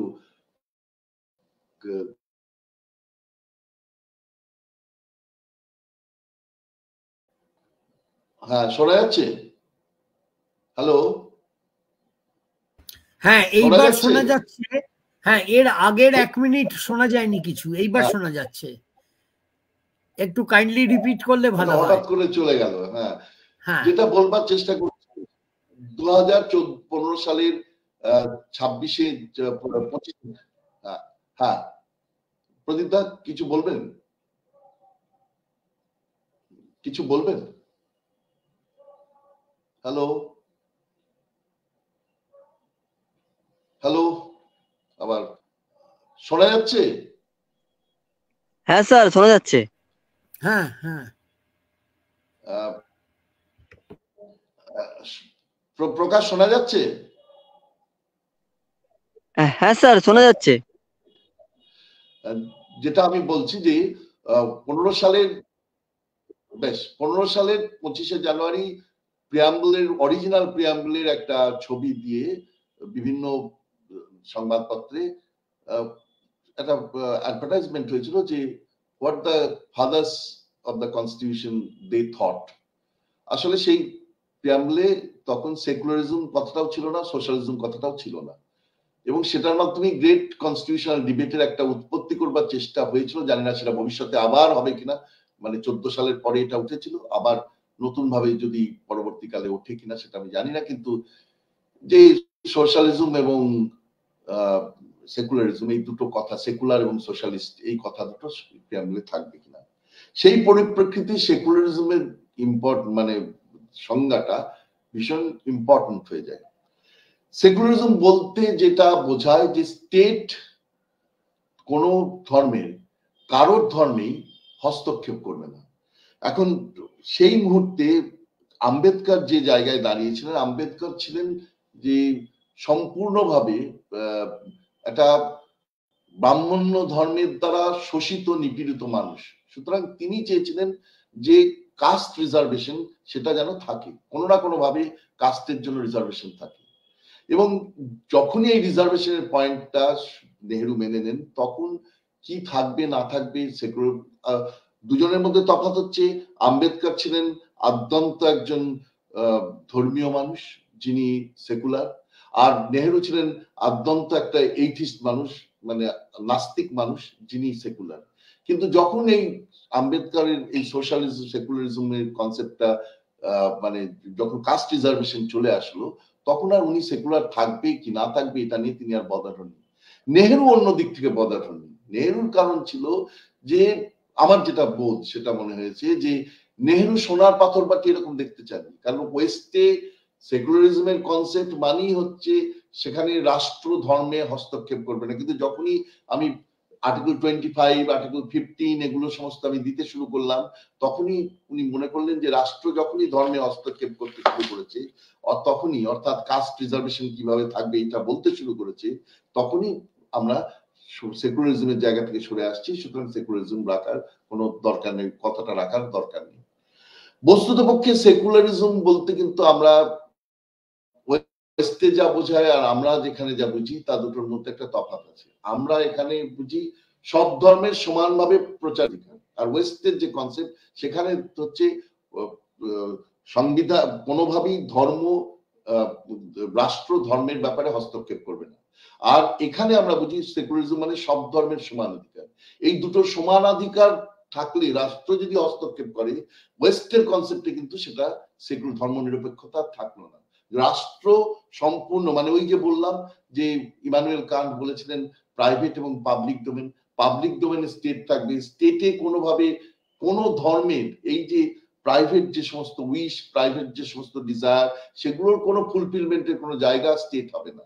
এটা ছিল ওয়েস্টের কনসেপ্ট। কিন্তু আমরা সমস্ত আমাদের দেশের বস্তুতপক্ষে ওখানে সেখানে হয়েছে, ওয়েস্টে নেশনটা ডেভেলপ করেছে এক ধর্ম এক ভাষার ভিত্তিতে। সমস্ত Portugal, Italy, England, Spain, German, এই সমস্ত নেশন গুলো ডেভেলপ করেছে এক ল্যাঙ্গুয়েজ এক ধর্ম তার ভিত্তিতে ডেভেলপ করেছে। কিন্তু আমাদের এখানে অসংখ্য ধর্ম, অসংখ্য ল্যাঙ্গুয়েজ এবং অসংখ্য জাত, অসংখ্য রেস। তো তাদের মধ্যে যদি এসে হয় তখন রাষ্ট্রকে হস্তক্ষেপ করতে পারে। রাষ্ট্রকে সেকুলারিজম মানে সেক্ষেত্রে তাদেরকে যাতে সমাধানিকার থাকে, যেটা সুভাষচন্দ্র বলেছিলেন প্রত্যেক ব্যক্তির ধর্মাচরণের সমানাধিকার থাকবে, এইটা কিন্তু রাষ্ট্রকে এনশিওর করতে হবে। এবং সেই জায়গায় দাঁড়িয়ে রাষ্ট্রকে কিন্তু ব্যক্তিগত ক্ষেত্রে হস্তক্ষেপ করতে হবে। এই ব্যাপারটা কিন্তু আমাদের দেশে যা, অন্য ওয়েস্টের তা দুটো কিন্তু আলাদা। সুতরাং আমাদের দেশে ধর্ম মানে প্রত্যেকের ধর্মাচরণের সমান অধিকার থাকবে এবং সেখানে রাষ্ট্রকে সেটা সুনিশ্চিত করতে হবে। আর ওয়েস্টের কনসেপ্টে সেকুলারিজম মানে হচ্ছে রাষ্ট্র কোনোভাবে ধর্মের ব্যাপারে হাত দেবে না, ধর্ম যে যা নিজের নিজের ব্যাপার, রাষ্ট্র একটা পাবলিক ডোমেনে থাকবে। প্রাইভেট উইশ ফুলফিল করার জন্য, প্রাইভেট ডিজায়ার ফুলফিল করার ক্ষেত্রে রাষ্ট্র কোনোভাবে হস্তক্ষেপ করবে না। এই দুটো কনসেপ্ট কিন্তু আলাদাভাবে আমাদের বুঝতে হবে। আমি জানি না এটা স্যাটিসফাইড হলো কিনা, কিন্তু এটাই আমার মূল বক্তব্য।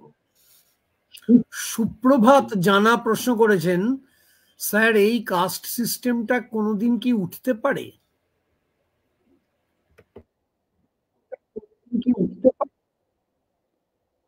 কাস্ট সিস্টেম খুব এন্ডিউরিং সিস্টেম, মানে বহু হাজার বছর ধরে কাস্ট সিস্টেম টিকে আছে। মানে আমরা যতটা মানে হয়তো শহরের কলকাতার মধ্যে বসে আমরা বুঝতে পারি না যে জাতের ব্যবস্থাটা কতখানি মানুষের মধ্যে আছে, কিন্তু গ্রাম বাংলার মধ্যে জাত ব্যবস্থা, গ্রাম বাংলা মানে গ্রামে গেলে বা ভারতের যদি রুরাল বেঙ্গলের থেকেও রুরাল নর্দার্ন হার্টল্যান্ডে যদি কেউ যায় তাহলে বুঝতে পারবে জাত ব্যবস্থা কোন জায়গায় আছে। তার আমরা বিভিন্ন নিপীড়নের কথা, দলিতদের অত্যাচারের কথা আমরা প্রায় আসছি।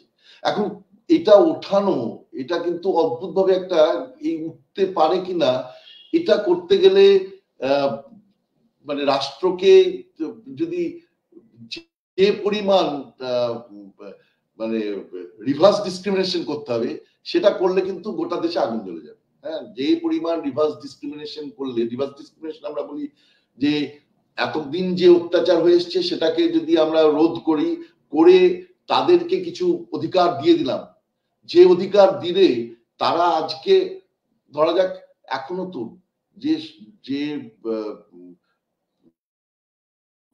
প্রধানমন্ত্রী বা মুখ্যমন্ত্রী বা ক্যাবিনেট মিনিস্টার, তাদের মধ্যে কজন দলিতকে আমরা দেখতে পাই? দেখাই যাবে না। সারা যদি আমরা এর পশ্চিমবঙ্গের এত বছরের হিস্ট্রি করি, কোথায় আমরা উচ্চ বর্ণ ছাড়া নিচু বর্ণের কোনো মানুষকে আমরা মুখ্যমন্ত্রী করেছি? কাউকে করিনি। সুতরাং এইটা যদি করতে যাওয়া যায়, অর্থাৎ পলিটিক্সে, সোশ্যাল ফিল্ডে স্পিয়ারে এবং ইকোনমিক স্পিয়ারে তাদেরকে যে পরিমাণ অধিকার দিতে হবে, সেই বলিয়ান হলে গোটা দেশে আগুন জ্বলে যাবে। একটা মন্ডল কমিশন নিয়ে কতজন সুইসাইড করেছিল। সুতরাং এখন কনসাস করার চেষ্টা করা যেতে পারে যাতে তাদের এই কাস্ট সিস্টেম মেনে নিয়েও যাতে কাস্ট সিস্টেমের কোনো অত্যাচার না থাকে, যেন ডিসক্রিমিনেশন না থাকে। এখন caste system itself established on discrimination. যতদিন কাস্ট থাকবে ততদিন ডিসক্রিমিনেশন থাকবে, এবং কিছু উচ্চ বর্ণের লোক থাকবে তারা মনে করবে নিম্ন বর্ণের লোক তারা তাদের থেকে নিচে। এই ব্যাপারটা তো থাকবেই, কিন্তু অ্যাওয়ার করার চেষ্টা করা যাতে এটা যাতে না থাকে। উঠবেন কিনা কবে, এটা খুব হাইপোথেটিক্যাল প্রশ্ন, এর মধ্যে গিয়ে লাভ নেই। কিন্তু এটাকে যদি আরো বেশি পরিমাণে যে অধিকার দিলে কাস্ট সিস্টেম, যারা নিচু বর্ণের লোক তারা আরো উঁচু উপরের দিকে উঠে আসতে পারে, এটা যদি করতে যেতে হয় তাহলে যে পরিমাণ রিভার্স ডিসক্রিমিনেশন করতে হবে সেটা করলে দেশ আগুন জ্বলে যাবে। সুতরাং সেটা খুব একটা কাম্য ব্যাপার হবে না।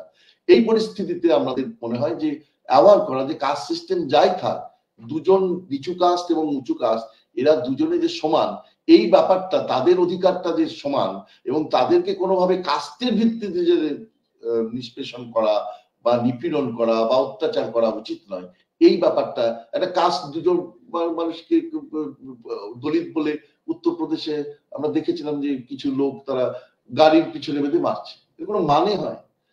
একটা নিচু জাতের ছেলে বলে তার যে ক্লাসে, বা অন্য ধর্মের ছেলে বলে তার ক্লাসে সে কি পারলো না, তার জন্য ক্লাস 4 না 3 ছেলে তাকে এমন প্রত্যেক ছেলে এসে গিয়ে চড় মারছে। এগুলো কি কোনো শিক্ষা? তবে এই শিক্ষার প্রসারটা ঘটানো দরকার। আমি মনে করি কাস্ট সিস্টেম উঠবে কিনা সেটা হাইপোথেটিক্যাল, কিন্তু কাস্ট সিস্টেম যে একটা অবৈধ ভিত্তির উপর প্রতিষ্ঠিত, সেইটা কিন্তু শিক্ষার মাধ্যমে দূর করা যেতে পারে, অন্তত চেষ্টা করা যেতে পারে। স্কুল লেভেলে, সমস্ত লেভেলে যদি আমরা এটা করি এবং ইন্টারকাস্ট ম্যারেজ যদি খুব ভালোভাবে চালু করি, তাহলে কিন্তু এটা সম্ভব যে তাদের মধ্যে আবার করা যায়। এইটা আমরা বলতে পারি। প্রকাশ চক্রবর্তী প্রশ্ন করেছেন, বর্তমান সময়ে নেতাজি সুভাষচন্দ্র বসু কতখানি প্রাসঙ্গিক?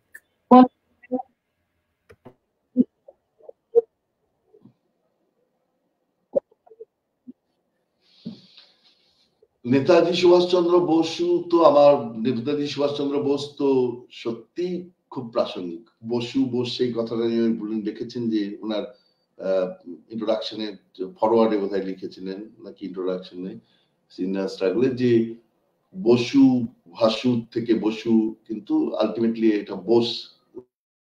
উনি নিজেকে বোস হিসেবে লিখতেন, সুতরাং আমি বোসই বলছি। নেতাজি সুভাষচন্দ্র বোস ভীষণভাবে প্রাসঙ্গিক। আজকের যে একটা অন্য চরিত্র দেখা যাচ্ছে আমাদের দেশে বিভিন্ন জায়গায় যুদ্ধ, মানে আমাদের দেশ সেই যুদ্ধে এখনো শরিক হয়নি, কিন্তু আমরা দেখছি ইসরায়েলের সঙ্গে প্যালেস্তিনিয়ার যুদ্ধ চলছে, ইউক্রেনের সঙ্গে রাশিয়ার 1.5 বছরের উপর যুদ্ধ চলছে, প্রায় 2 বছর হতে চললো, এবং বহু মানুষ, বাচ্চা, শিশু, মহিলা তারা মারা যাচ্ছে, দুপক্ষেই মারা যাচ্ছে, এক পক্ষে আমি বলছি না। এখন এই যে জায়গা, এই জায়গাটার থেকে আমাদের প্রাসঙ্গিকতা এখানেই খুঁজে নিয়ে আসতে হবে যে এই অ্যান্টি ইম্পেরিয়ালিস্ট ওয়ার কিন্তু আমাদের মানে ধরা যাক আমি যদি ইউক্রেনের কথাই বলি, ইউক্রেনের যে যুদ্ধ সেটা তো একটা রাশিয়া জোর করে সেটাকে দখল করে রাখবে এরকম একটা মানসিকতা থেকে আসছে, বা এই এখন এই অ্যান্টি ইম্পেরিয়ালিজমকে কিভাবে, যেমন ইসরায়েল, হামাস এবং প্যালেস্টিনিয়া এই দুটো আলাদা, নিঃসন্দেহে আলাদা, কিন্তু প্যালেস্টিয়ানদের যে জায়গাটুকুতে রাখা হয়েছে, যে গাজা, এটা তো একটা ঘেটো, একটা উঁচু দেওয়ালের মধ্যে ঘেরা, সেখান থেকে কেউ বেরোতে পারে না, যেতে পারে না, যেতে গেলে ইসরায়েলের পারমিশন নাই, ওখানে জল বন্ধ করে দিতে পারে, এটা একটা সুস্থ জায়গার অভাব পরিস্থিতি। সুতরাং এই অ্যান্টি ইম্পেরিয়ালিস্ট ওয়ারের যে ব্যাপার, মানে লেফটিজম মিনস অ্যান্টি ইম্পেরিয়ালিজম, এই অ্যান্টি ইম্পেরিয়ালিজম কিন্তু প্রথম নম্বর হচ্ছে যে শেষ হয়ে যায়নি, ইম্পেরিয়ালিজম শেষ হয়ে যায়নি। ইম্পেরিয়ালিজম বিভিন্ন ভাবে সারা পৃথিবী জুড়ে চলছে, এবং সেই অ্যান্টি ইম্পেরিয়ালিস্ট ওয়ারে বহু মানে ইম্পেরিয়ালিজমের দাপটে বহু মানুষ প্রাণ হারাচ্ছে। সুতরাং অ্যান্টি ইম্পেরিয়ালিজমের দিক থেকে এটা কিন্তু প্রথম নম্বর। দ্বিতীয় নম্বর হচ্ছে আজকে তো যে জায়গায় এসে দাঁড়িয়েছে, যে আমাদের দেশে যদি প্রাসঙ্গিকতার কথা বলি, মূল সমস্যাগুলো যেগুলোকে চিহ্নিত করেছিলেন সুভাষ বোস, আজকে সেই সমস্যাগুলো নিয়ে কেউ কথা বলে না।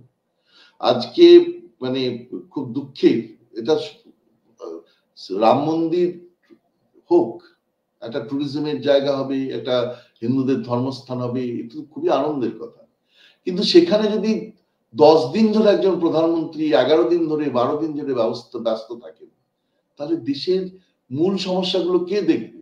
মূল সমস্যা যেটা আমরা উনি বলেছেন আনএমপ্লয়মেন্টের সমস্যা, যেটা পভার্টি ইরাডিকেশনের সমস্যা, এই সমস্যাগুলো কে দেখবে? এখন এই সমস্যাগুলো দেখার জন্য তো আমরা রাষ্ট্রকে নিয়োগ করেছি, যে রাষ্ট্র এইগুলো দেখবে বলেই তো আমাদের কাছে যাওয়া।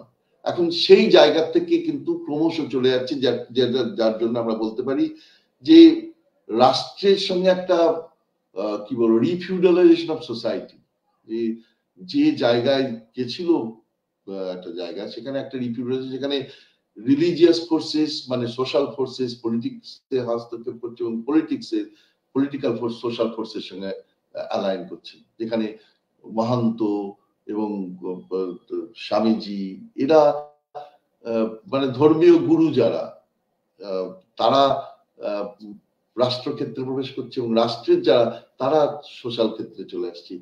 এই জায়গাতে দাঁড়িয়ে মানে বিরাট প্রাসঙ্গিকতা, যে তার যে অধ্যাত্মবোধ, মানে আমি এই কারণেই সেটা বললাম, স্বামীজিকে মানা, স্বামীজিকে গুরু হিসেবে উনি মেনে নিয়েছিলেন, এবং স্বামীজিকে গুরু হিসেবে মেনেছিলেন মানে তিনি অধ্যাত্মবোধে স্বামীজির ধারণাকে তিনি বলেছেন ওটাই আমার আইডিয়াল। উনি চূড়ান্ত আধ্যাত্মিক ছিলেন, কিন্তু তা সত্ত্বেও মনে করতেন রাষ্ট্রের যে ক্ষেত্র, আজাদ হিন্দ বাহিনী যখন হবে, যখন যদি কোনো আর্মি হয়, নেভি হয়, আজকে যদি এই জিনিস যদি প্রতি মুহূর্তে দেয়, আমাদের আর্মিতে কত শত অন্য কত হাজারে হাজারে মানুষ আছে যারা অন্য ধর্মাবলম্বী, তাদের কি ভালো লাগবে যে স্টেট একটা জায়গায় গিয়ে দাঁড়াচ্ছে? ভালো তো লাগবে না। তো এই জায়গাটা কিন্তু একটা খুব বাজে জায়গায় এসে দাঁড়ায়, যদি যেটা আজাদ হিন্দ ফৌজ আমাদের কাছে সবচেয়ে বড় উদাহরণ, যেখানে কিভাবে শাহনওয়াজ, আবিদ হোসেন এরা সমস্ত তার সঙ্গে যুক্ত ছিলেন, এবং তাদেরকে বিরাট বিরাট লেভেলে তিনি নিয়ে গেছিলেন, মহিলাদের নিয়ে গেছিলেন। এখন এই জায়গাতে এই যে প্রাসঙ্গিকতা যদি আমরা বলতে হয়, তাহলে দেশের মধ্যে এই মূল সমস্যাকে চিহ্নিত করবার জায়গাটার ক্ষেত্রে নেতাজি সুভাষ বোসের প্রাসঙ্গিকতা, এবং ধর্মকে মিশিয়ে যে রাষ্ট্রের সঙ্গে ধর্মের যে মিশ্রণ হয়ে যাচ্ছে, এই জায়গাটাও কিন্তু একটা বিরাট প্রাসঙ্গিকতার জায়গা আছে, যেখানে দাঁড়িয়ে এইটা বলা দরকার যে আধ্যাত্মবোধ বা ধার্মিকতা কিন্তু ধর্মের সঙ্গে মানে সোশ্যালিজমের সেকুলারিজমের কোনো বিরোধ নেই। ধর্ম, এবং এই ক্ষেত্রে আমার মনে হয় মুখ্যমন্ত্রীর কথা আমি একদম একমত যে ধর্ম যার যার, উৎসব সবার। তো উৎসব সবার সেটা করতে দেওয়া দরকার। তো উৎসব সবার যদি করতে দিতে হয়, তাহলে আমাকে তো প্রত্যেকের ধর্মাচরণের অধিকারটাকে মুক্ত জায়গায় রাখতে হবে, এবং সেইটা যদি না হয় তাহলে কিন্তু আমরা বুঝতে পারছি না, আমাদের ঠিক এই জায়গায় নেই। আমার যে সমস্ত ছাত্রী বা ছাত্র আছে তারা বুঝতে পারে, যারা অন্য ধর্মের, তারা বুঝতে পারে যে কোথায় তাদের বিপদ আসছে। এবং এই জায়গা থেকে দাঁড়িয়ে কিন্তু নেতাজির একটা বিরাট প্রাসঙ্গিকতা। আর তাছাড়া তো মহিলাদের রাইটের কথা উনি বলেছিলেন, জেন্ডার ডিসক্রিমিনেশনের কথা, এবং জাত ধর্মের বিরুদ্ধে কথা বলেছেন। সুতরাং নেতাজিকে চর্চা করা ভীষণভাবে গুরুত্বপূর্ণ। নেতাজিকে নিয়ে আলোচনা করা শুধু বাঙালির আবেগের জন্য নয়, বাঙালির মুক্তির জন্য, দেশের মুক্তির জন্য আমাদের নেতাজির যে ধারণা, নেতাজির যে চিন্তা, সেগুলো শুধু আলোচনা করা নয়, সেগুলোকে মানে বেদ জ্ঞান রূপে চিহ্নিত করা এবং সেগুলোকে নিয়ে এগিয়ে যাওয়া, এটা আমাদের ভীষণভাবে প্রয়োজনীয়। এটা নেতাজির মূর্তিতে মালা দিলাম এবং নেতাজির চিন্তাকে ঠিকভাবে সম্মান করলাম না, এটা ঠিক নয়। নেতাজি অত্যন্ত প্রাসঙ্গিক, এবং সেই কারণেই আমাদের তার চিন্তা ভাবনাকে নিয়ে বারবার এরকম আজকে যেরকম আলোচনা হচ্ছে সেরকম আলোচনার প্রয়োজন। স্যার, একজন প্রশ্ন করেছে, why did Subhash Chandra Bose leave India in 1941?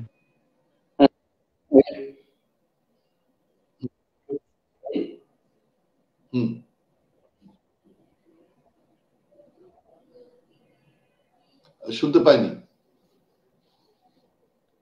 আচ্ছা, আমি প্রশ্নটা স্ক্রিনে দিচ্ছি। Why did Subhash Chandra Bose leave?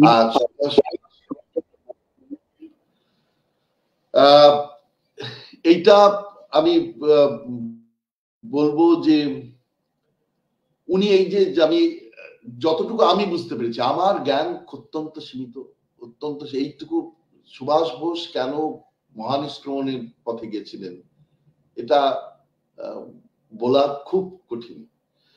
কিন্তু যেটুকু আমি ওই শশাঙ্ক শেখর সান্যাল যে ইন্টারভিউ দিয়েছিলেন মহানিষ্ক্রমণের আগে যে জায়গায় গেছেন, ওনার মনে হয়েছিল যে যে পরিস্থিতি, মানে যেটা বলেছিলেন যে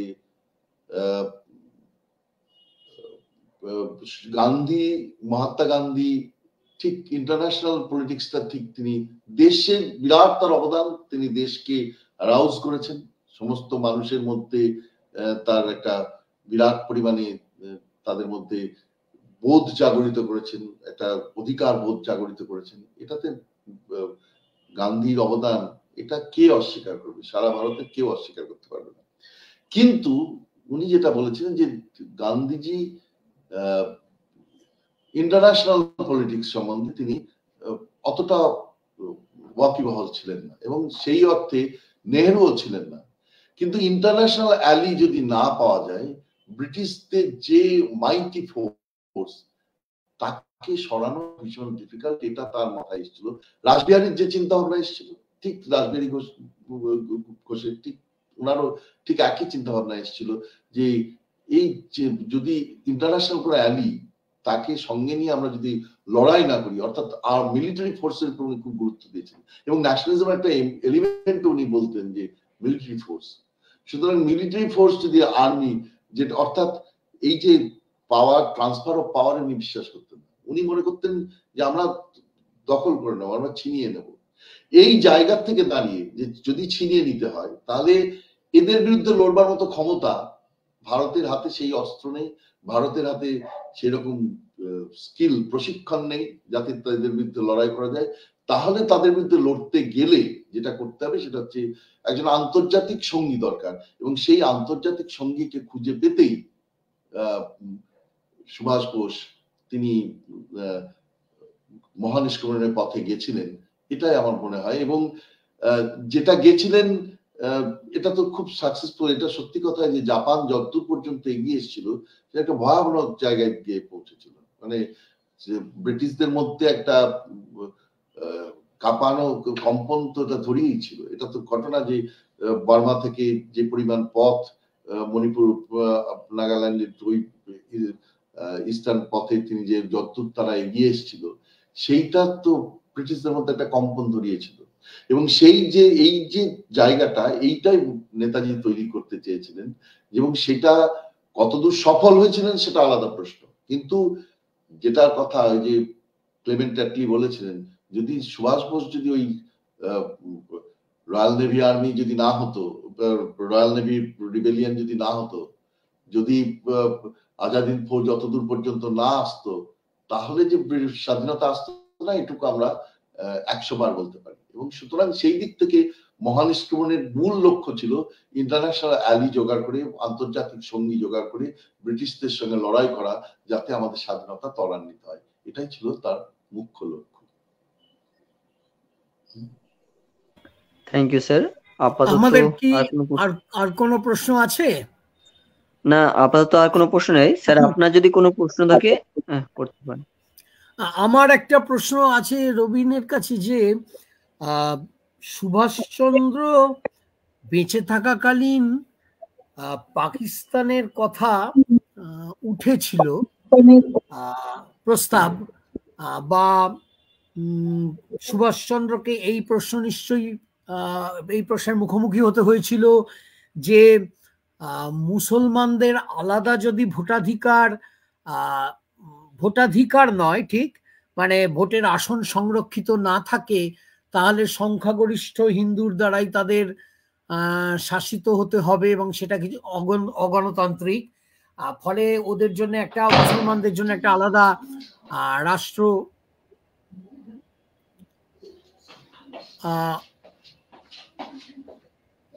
হ্যাঁ, কি কারণে মাঝে মধ্যে চলে যাচ্ছে সেটা আমি বুঝতে পারছি না। আমি না ঠিক আছে ঠিক আছে। ওই যদি পাকিস্তানের দাবি বা দেশভাগ, তার থেকেই চলে আসছে দেশভাগ। আজকাল প্রায় শোনা যায় সুভাষচন্দ্র বোস থাকলে দেশভাগ হতো না। তো এই সম্পর্কে কি কিছু জানা যায় যে সুভাষচন্দ্র দেশভাগের সম্ভাবনা বা পাকিস্তান গড়ে ওঠার সম্ভাবনা, এইগুলো থাকলে তিনি কিভাবে এটা দেখতেন? এর কোনো ইঙ্গিত কি পাওয়া যায় তার লেখায়? আমি জানি না ঠিক, কিন্তু মনের মধ্যে না, তার ইঙ্গিত, কারণ উনি তো যা লেখা সেটা 41 সাল পর্যন্ত, 41 সাল পর্যন্তই তার লেখা। তারপরে তো আর দেশভাগ হয়েছে অনেক পরে, সুতরাং 47-এ দেশভাগ হয়েছে। কিন্তু এইটা ঘটনা যে একটা ট্রান্সফার অফ পাওয়ার যখনই হতে শুরু করে, তখনই কিছু লোক, তারা কিছু নেতা, তারা যে ক্ষমতা কুক্ষিগত করে রাখার জন্য চেষ্টা করছিলেন, এবং সেই ব্যাপারটা, এটা কিন্তু দেশভাগকে নিয়ে এসেছিল। অর্থাৎ দেশভাগ মানে জিন্না চেয়েছিলেন, এইরকম ভাবে নেহেরু চাননি, এরকম ভাবে ভাবা উচিত নয়। বা নেহেরুই শুধু চেয়েছিলেন, জিন্না চাননি। কারণ কিছু মানুষ যাতে ক্ষমতায় আসতে পারে, তার জন্য দেশভাগটা ভীষণ জরুরি হয়ে গেছিল। সুতরাং এখন সুভাষ বোস পাকিস্তান নিয়ে কোনো কথার জায়গা নেই, কারণ কিন্তু এইটুকু বোঝা যায় যে জিন্নাত তার সম্বন্ধে একটা বিরাট শ্রদ্ধার জায়গা ছিল। কারণ তিনি এই যে হিন্দু মুসলিম অ্যামিটির জায়গাটা, এটা তো তার সৌভ্রাতৃত্বের জায়গাটা, এটা কিন্তু মানে তিনি সবসময় যেটা আমরা গান্ধী ছবিতেও দেখেছিলাম, যে যখন গান্ধীজি, মানে ওটা তো ডকুমেন্টেশনই হয়েছিল, গান্ধী একদিকে নেহেরু, প্যাটেল, আর একদিকে জিন্না, তখন নেহেরু এবং প্যাটেলের সামনে গান্ধী গিয়ে রিকোয়েস্ট করছেন যে জিন্না, দেশভাগের কি দরকার আছে, আব চাও তো তুমি হো যাও প্রধানমন্ত্রী। তখন নেহেরু এবং প্যাটেল মুখ ঘুরিয়ে অন্য দিক দিয়ে চলে গেল। তো এই যে জায়গাটা, এটা তো একটা ক্ষমতার সাংঘাতিক স্বার্থান্বেষী রূপ সেই সময় দেখা গেছিল, এবং তার ফল ভুগতে হয়েছিল দেশবাসীকে। মানে কয়েকজন লিডার তারা ক্ষমতায় থাকবেন বলে 46-এর মতো অত বড় একটা দাঙ্গা হয়ে গেল, যে বিভিন্ন জায়গায়, নোয়াখালীতে দাঙ্গা হচ্ছে, কলকাতায় দাঙ্গা হচ্ছে, এবং সেই দাঙ্গার সময় দাঁড়িয়ে কিন্তু এরা, মানে দুপক্ষই, যে হিন্দু মুসলিম, তারা কিন্তু মানে রোধ করবার চেষ্টা করছে, সাধারণ মানুষ কিন্তু রোধ করবার চেষ্টা করছে, অথচ দুপক্ষই কিন্তু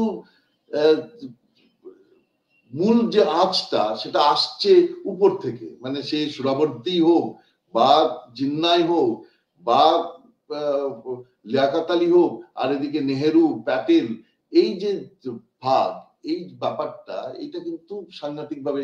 সুতরাং এই স্বার্থান্বেষী রাজনীতির ঊর্ধ্বে ছিলেন নেতাজি, এবং নেতাজি থাকলে কি হতো এটা অনেকেই মনে করে যে দেশভাগ হয়তো সত্যি হতো না, সেটা এখন হাইপোথেটিক্যাল ব্যাপার, তো বলা সম্ভব নয়। কিন্তু মানে স্বার্থান্বেষী রূপকে, এবং সেটা যে তারা ভয় পেতেন, সেটা নানা রকম প্রমাণ আমরা দেখতে পাই, যে তার বিরুদ্ধে কিভাবে 64 সাল পর্যন্ত নেহেরু, সুভাষ বোস কোথায় আছে সে নিয়ে গোয়েন্দা ফাইল তৎপর ছিল। এটা আমরা বিভিন্ন ডকুমেন্টেশন খুঁজে পাই। তো তার থেকে বোঝা যায় যে তিনি মানে নেতাজি থাকলে এই যে সম্প্রীতির জায়গাটা, এটা অনেক বেশি উজ্জ্বল হতো। অর্থাৎ গান্ধী এই ক্ষমতার যে দ্বন্দ্বটা, সেটাকে কিভাবে বাড়িয়ে দিলেন, মানে শশাঙ্ক শেখর সান্যালের বক্তব্য অনুযায়ী আমার মনে হয়েছে যে তিনি অনেক বেশি পরিমাণে বাড়িয়ে দিয়েছিলেন। কারণ যেদিন রাত্রে যে অ্যানেকডোটের কথা, আর একটা অ্যানেকডোটের কথা বলেছিলেন, যেদিন দেশভাগ হয়েছিল সেদিন একটা ডিনার পার্টি হয়েছিল দিল্লিতে, নেহেরু দিয়েছিলেন সেই ডিনার পার্টি। তখন কিন্তু দেশে সাংঘাতিক চলছে আর কি, রায়ট চলছে ইত্যাদি ইত্যাদি। সেই সময় একটা ডিনার পার্টি দিয়েছিলেন এবং শশাঙ্ক শেখর সান্যালকে ইনভাইটও করেছেন। তো উনি বলেছেন, সেটাই আমার নেহেরুর সঙ্গে লাস্ট কথা, যে উনি আমাকে যখন ফোন করেছিলেন তার উত্তরে আমি বলেছিলাম যে আমি 3 দিন ধরে কিছু খাচ্ছি না, সুতরাং আমি ডিনার পার্টিতে গিয়ে উৎসব কি করে করবো। তখন বলছেন কি কারণে, তার উত্তরে বলেছিলেন যে দেশভাগের মধ্যে এত বড় একটা ঘটনা ঘটে গেল, তারপরও আমি একটা ডিনার পার্টিতে যাব। তো উনি আর কোনো কথা না বলে ফোনটা রেখে দিয়েছিলেন। আর কি বা বলতে পারেন, যদি একটা মানুষ বলে আমি যাব না, তাহলে আর কি করা যেতে পারে। কিন্তু এই যে ব্যাপারটা, তার মানে বোঝা যায় নেচারটা হচ্ছে যে দেশবাসী কোথায় আছে সেই জায়গাটা। এইটা কিন্তু এই যে ঘটনাগুলো, এটার থেকে প্রমাণ হয় যে সেই সময় লিডার্সরা কি করছিলেন আর মাস কিভাবে ছিল। এই যে জায়গাটা, এটা খুব স্বার্থান্বেষী একটা জায়গার রূপ দেখা যায় যে লিডারদের মধ্যে, যেটা থাকলে নেতাজি থাকলে হয়তো কিছুটা সামাল দিতে পারতেন বা রোধ করতে পারতেন, যেটা গান্ধীজি পক্ষে কোনোভাবেই। আর গান্ধীজি তো মানে এও হলো, উনি চলেও গেলেন, সুতরাং রোধ করা তার পক্ষে সম্ভবও ছিল না। তো এই অবস্থায় দাঁড়িয়ে আমার মনে হয় হাইপোথিসিসে না গিয়েও বলা যেতে পারে অনেক বেশি সৌহার্দ্যত্ব এবং সম্প্রীতির বাতাবরণ তৈরি করতে নেতাজি যে সক্রিয় উদ্যোগী হতেন, যেটা দেশ বিভাগ, যদি বা দেশ বিভাগ অন্য ভাবেও হতে পারত, মানে একটা অটোনমাস স্টেট হিসেবেও আসতে পারত, যে তাদের একটা স্টেট মানে স্মল স্টেট হিসেবে আসতে পারত, কিন্তু সেটা হয়নি। আজকে তো আর ভেবে লাভ নেই। তো এইটা হচ্ছে আমার বক্তব্য। আমরা এতক্ষণ অত্যন্ত মনোজ্ঞ আলোচনা শুনলাম অধ্যাপক রবীন্দ্রনাথ ভট্টাচার্যের কাছ থেকে। সব মিলিয়ে, সব ছাপিয়ে যেটা বেরিয়ে আসছে কথাটা, সেটা হলো যে অত্যন্ত ধর্মপ্রাণ আধ্যাত্মিক মানুষ ছিলেন নেতাজি সুভাষচন্দ্র বসু, কিন্তু তা সত্ত্বেও রাষ্ট্র পরিচালনার ক্ষেত্রে তিনি অত্যন্ত আন্তরিকভাবে ধর্মনিরপেক্ষতার নীতিকে ঊর্ধ্বে তুলে ধরেছিলেন। এই শিক্ষাটুকু বোধহয় আমাদের আজকের রাষ্ট্রনায়কদের, সরকারি নায়কদের অত্যন্ত গুরুত্ব দিয়ে খেয়াল রাখা উচিত, স্মরণ রাখা উচিত। আজকে রবীন্দ্রনাথ ভট্টাচার্যকে অনেক অনেক ধন্যবাদ। অনেক পরিশ্রম করে তিনি আজকের বক্তব্য রেখেছেন। আর আমি ধন্যবাদ জানাই আবার একবার রাষ্ট্রবিজ্ঞান চর্চা কেন্দ্রকে, বাংলায় এত সুন্দরভাবে বছরের পর বছর এই আলোচনাগুলো চালিয়ে যাওয়ার ক্ষেত্রে। বাঙালি রাষ্ট্রবিজ্ঞানী হিসেবেও আমি গর্ববোধ করি এটার জন্যে। আর শ্রোতাদের অনেক শ্রদ্ধা জানাই। আচ্ছা প্রকাশ, তুমি যা বলতে চাও বলে নাও, আমার বক্তব্য শেষ। স্যার, শেষ করার আগে বলবো যে আরো দুটো প্রশ্ন এসেছে, যদি প্রশ্নগুলো নেওয়া যায়। আচ্ছা স্যার, একটু ছোট্ট করে বলে দিন। হ্যাঁ, আজ এই আলোচনা থেকে যা জানা গেল তাতে কি নেহেরু দেশভাগের সঙ্গে প্রত্যক্ষভাবে জড়িত? আরে প্রত্যক্ষভাবে তো জড়িত ছিলেনই, নাহলে দেশভাগটা হলো কি করে? নেহেরু যদি যুক্ত না থাকতেন, জিন্না যদি যুক্ত না থাকতেন, সর্দার প্যাটেল যদি যুক্ত না থাকতেন, তাহলে দেশভাগটাই হতো না। দেশভাগের সঙ্গে তো প্রত্যক্ষভাবে জড়িত ছিলেন, একান্তভাবে যুক্ত ছিলেন, নিশ্চয়ই জড়িত ছিলেন। কিন্তু এটা ঘটনা যে তার মাসুল দিতে হয়েছিল যে দেশের মানুষকে। তারা তাদের এই যে ব্যাপারটা, এটা কিন্তু অনেকেই জানে না, জিন্নাহ সাহেব কিন্তু অত্যন্ত মানে নিজের জীবনে কিন্তু অত্যন্ত নাস্তিক ছিলেন। তিনি কোনো সময় ধর্মচর্চা করতেন না, অথচ এটা সবচেয়ে বৈশিষ্ট্য।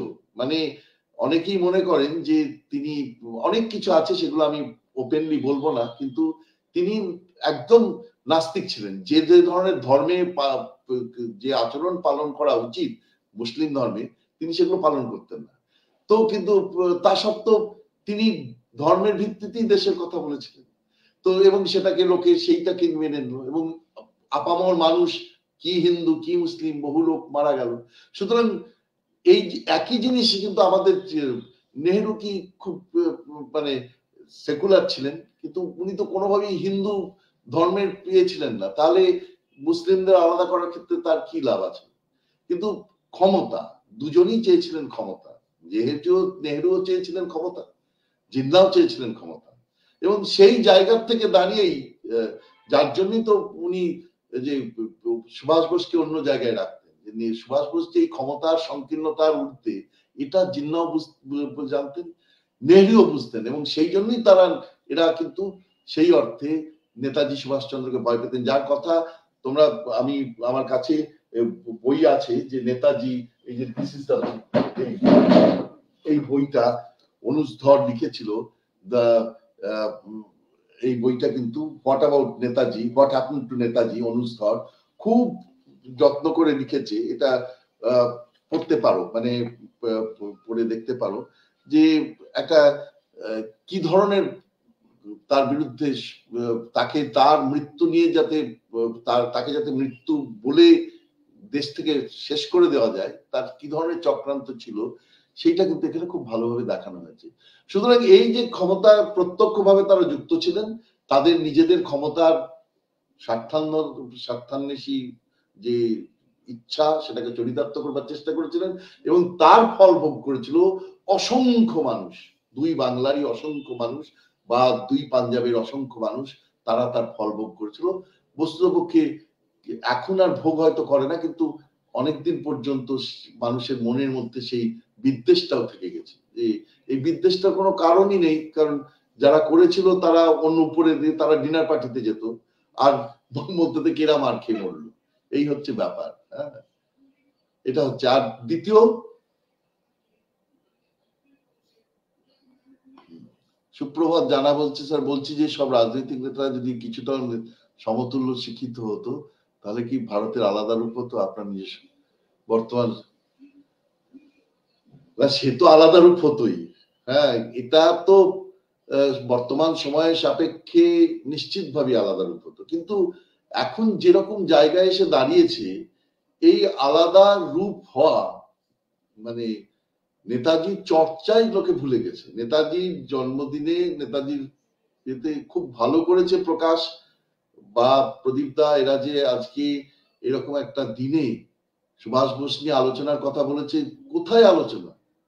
শুধু সকালবেলায় গিয়ে ফুলের মালা দেওয়া হচ্ছে, আর কোথাও কোনো সুভাষ বোসকে ঘিরে কোনো আলোচনা হচ্ছে, কোনো সেমিনার হচ্ছে, কোনো আলোচনা হচ্ছে, কোনো রাজনৈতিক দলে সুভাষ বোসের বক্তব্যকে নিয়ে কোনো সেমিনার হয়েছে? আজকে সারা দিনে সারা পশ্চিমবঙ্গে একটা রাজনৈতিক দল ওই মালা দেওয়া ছাড়া আর কিছু করেছে কি?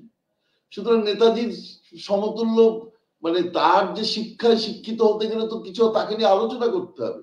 সে আলোচনাটাই তো বর্তমান ভারতে বা বর্তমান রাজনীতি বাংলায় সেই রাজনীতির জায়গা থেকে বেরিয়ে গেছে।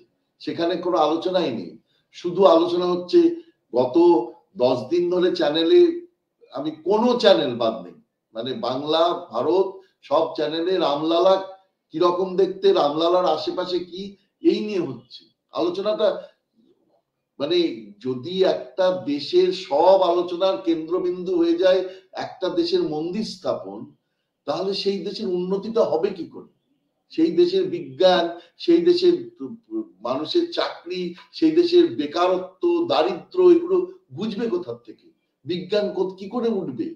তো এই জায়গা থেকে দাঁড়ালে তো আমাদের প্রথম দরকারি যে উনি যে নেতাজি যে বিজ্ঞানের কথা বারবার করে বলেছিলেন, তো এগুলো তো চর্চা করতে হবে। এখন নেতাজির ধারণায় শিক্ষিত হতে হলে তো আগে তো আলাদা রূপ হবে কিনা সেটা জানতে গেলে আগে তো আলোচনাটা করতে হবে। নেতাজি সম্পর্কে আজ সারা দিনে এই জায়গা ছাড়া, এই রাষ্ট্রবিজ্ঞান চর্চা কেন্দ্র ছাড়া আর কোথায় হয়েছে একটা আলোচনা? আমি একটা কার্ডও পাইনি কোনো জায়গায়। যে আমি একটা অধ্যাপক, কোনো না কোনো জায়গায় এই ধরনের সেমিনার হতেই পারতো, এককালে হতো, সেমিনার হতো, নেতাজি জন্ম সময়কে ঘিরে সেমিনার হতো, দুদিনের কনফারেন্স হতো, আজকে তা নেই। সুতরাং শিক্ষিত হলে কি হতো সেটার প্রশ্ন আগে। শিক্ষিত হওয়ার জন্য যেটা দরকার সেই মানসিকতাটাই তো নেই। এবং হলে নিশ্চয়ই সময় মানে যত দিন যাচ্ছে খুব ভালো, যে খুব ছোট হলেও, আমি জানি না মানে কত ছোট সেটা জানি না, কিন্তু এই যে প্রকাশ যে 9.5 কোটি বাঙালির মধ্যে অন্তত 5টা বাঙালিকে নিয়েও, যে 9টা বাঙালিকে নিয়েও যদি 9.5 বাঙালিকে নিয়েও যদি এই নেতাজি সুভাষচন্দ্রের আলোচনা করে থাকতে পারে, এবং আমরা যদি এই প্রশ্নগুলো করি, এই নিয়ে আলোচনা করি, তাহলেই আমার মনে হয় যথেষ্ট সম্মান দেখানো হবে। ওই শুধু একটা ছবি পাঠিয়ে তার তলে স্যালুট দিয়ে কোনো লাভ নেই। তার আলোচনার মানে নেতাজি একজন চিন্তাবিদ ছিলেন, নেতাজি একজন সাংঘাতিক নেতা ছিলেন। তার যে কর্মকাণ্ড, তার যে চিন্তাধারা, তার আধ্যাত্মিকতা, তার ধর্মনিরপেক্ষতা, এগুলো যদি মানুষের বোধের মধ্যে না আসে, সে বোধের মধ্যে আনতে গেলে আমাকে আলোচনা করতে হবে। বোধের মধ্যে যদি না আসে, তাহলে আমরা নেতাজির সমতুল্য, মানে ভারতের নেতাজির শিক্ষায় শিক্ষিত হলে ভারতের আলাদা রূপ কি হবে সেটা ভাববো কি করে? সেইটা ভাবার জন্য আবার ফিরিয়ে আনা দরকার নেতাজির এই চিন্তা ভাবনাকে। হ্যাঁ, এ প্রসঙ্গে আমি একটা কথা বলি, যে আজকের দিনেই এই আলোচনাটা করার জন্য কিন্তু গুরুত্ব দিয়েছিলেন প্রকাশ। এই কৃতিত্ব আমার নয়, আমি কেবল বক্তা সন্ধানে অন্বেষণরত ছিলাম, উপযুক্ত বক্তা। আর প্রকাশেরই এটা মাথা থেকে এসেছে যে আজকে নেতাজি নিয়ে একটা আলোচনা হোক, এর জন্য সমস্ত কৃতিত্ব প্রকাশেরই প্রাপ্য। বেশ বেশ, বাহ, খুবই ভালো।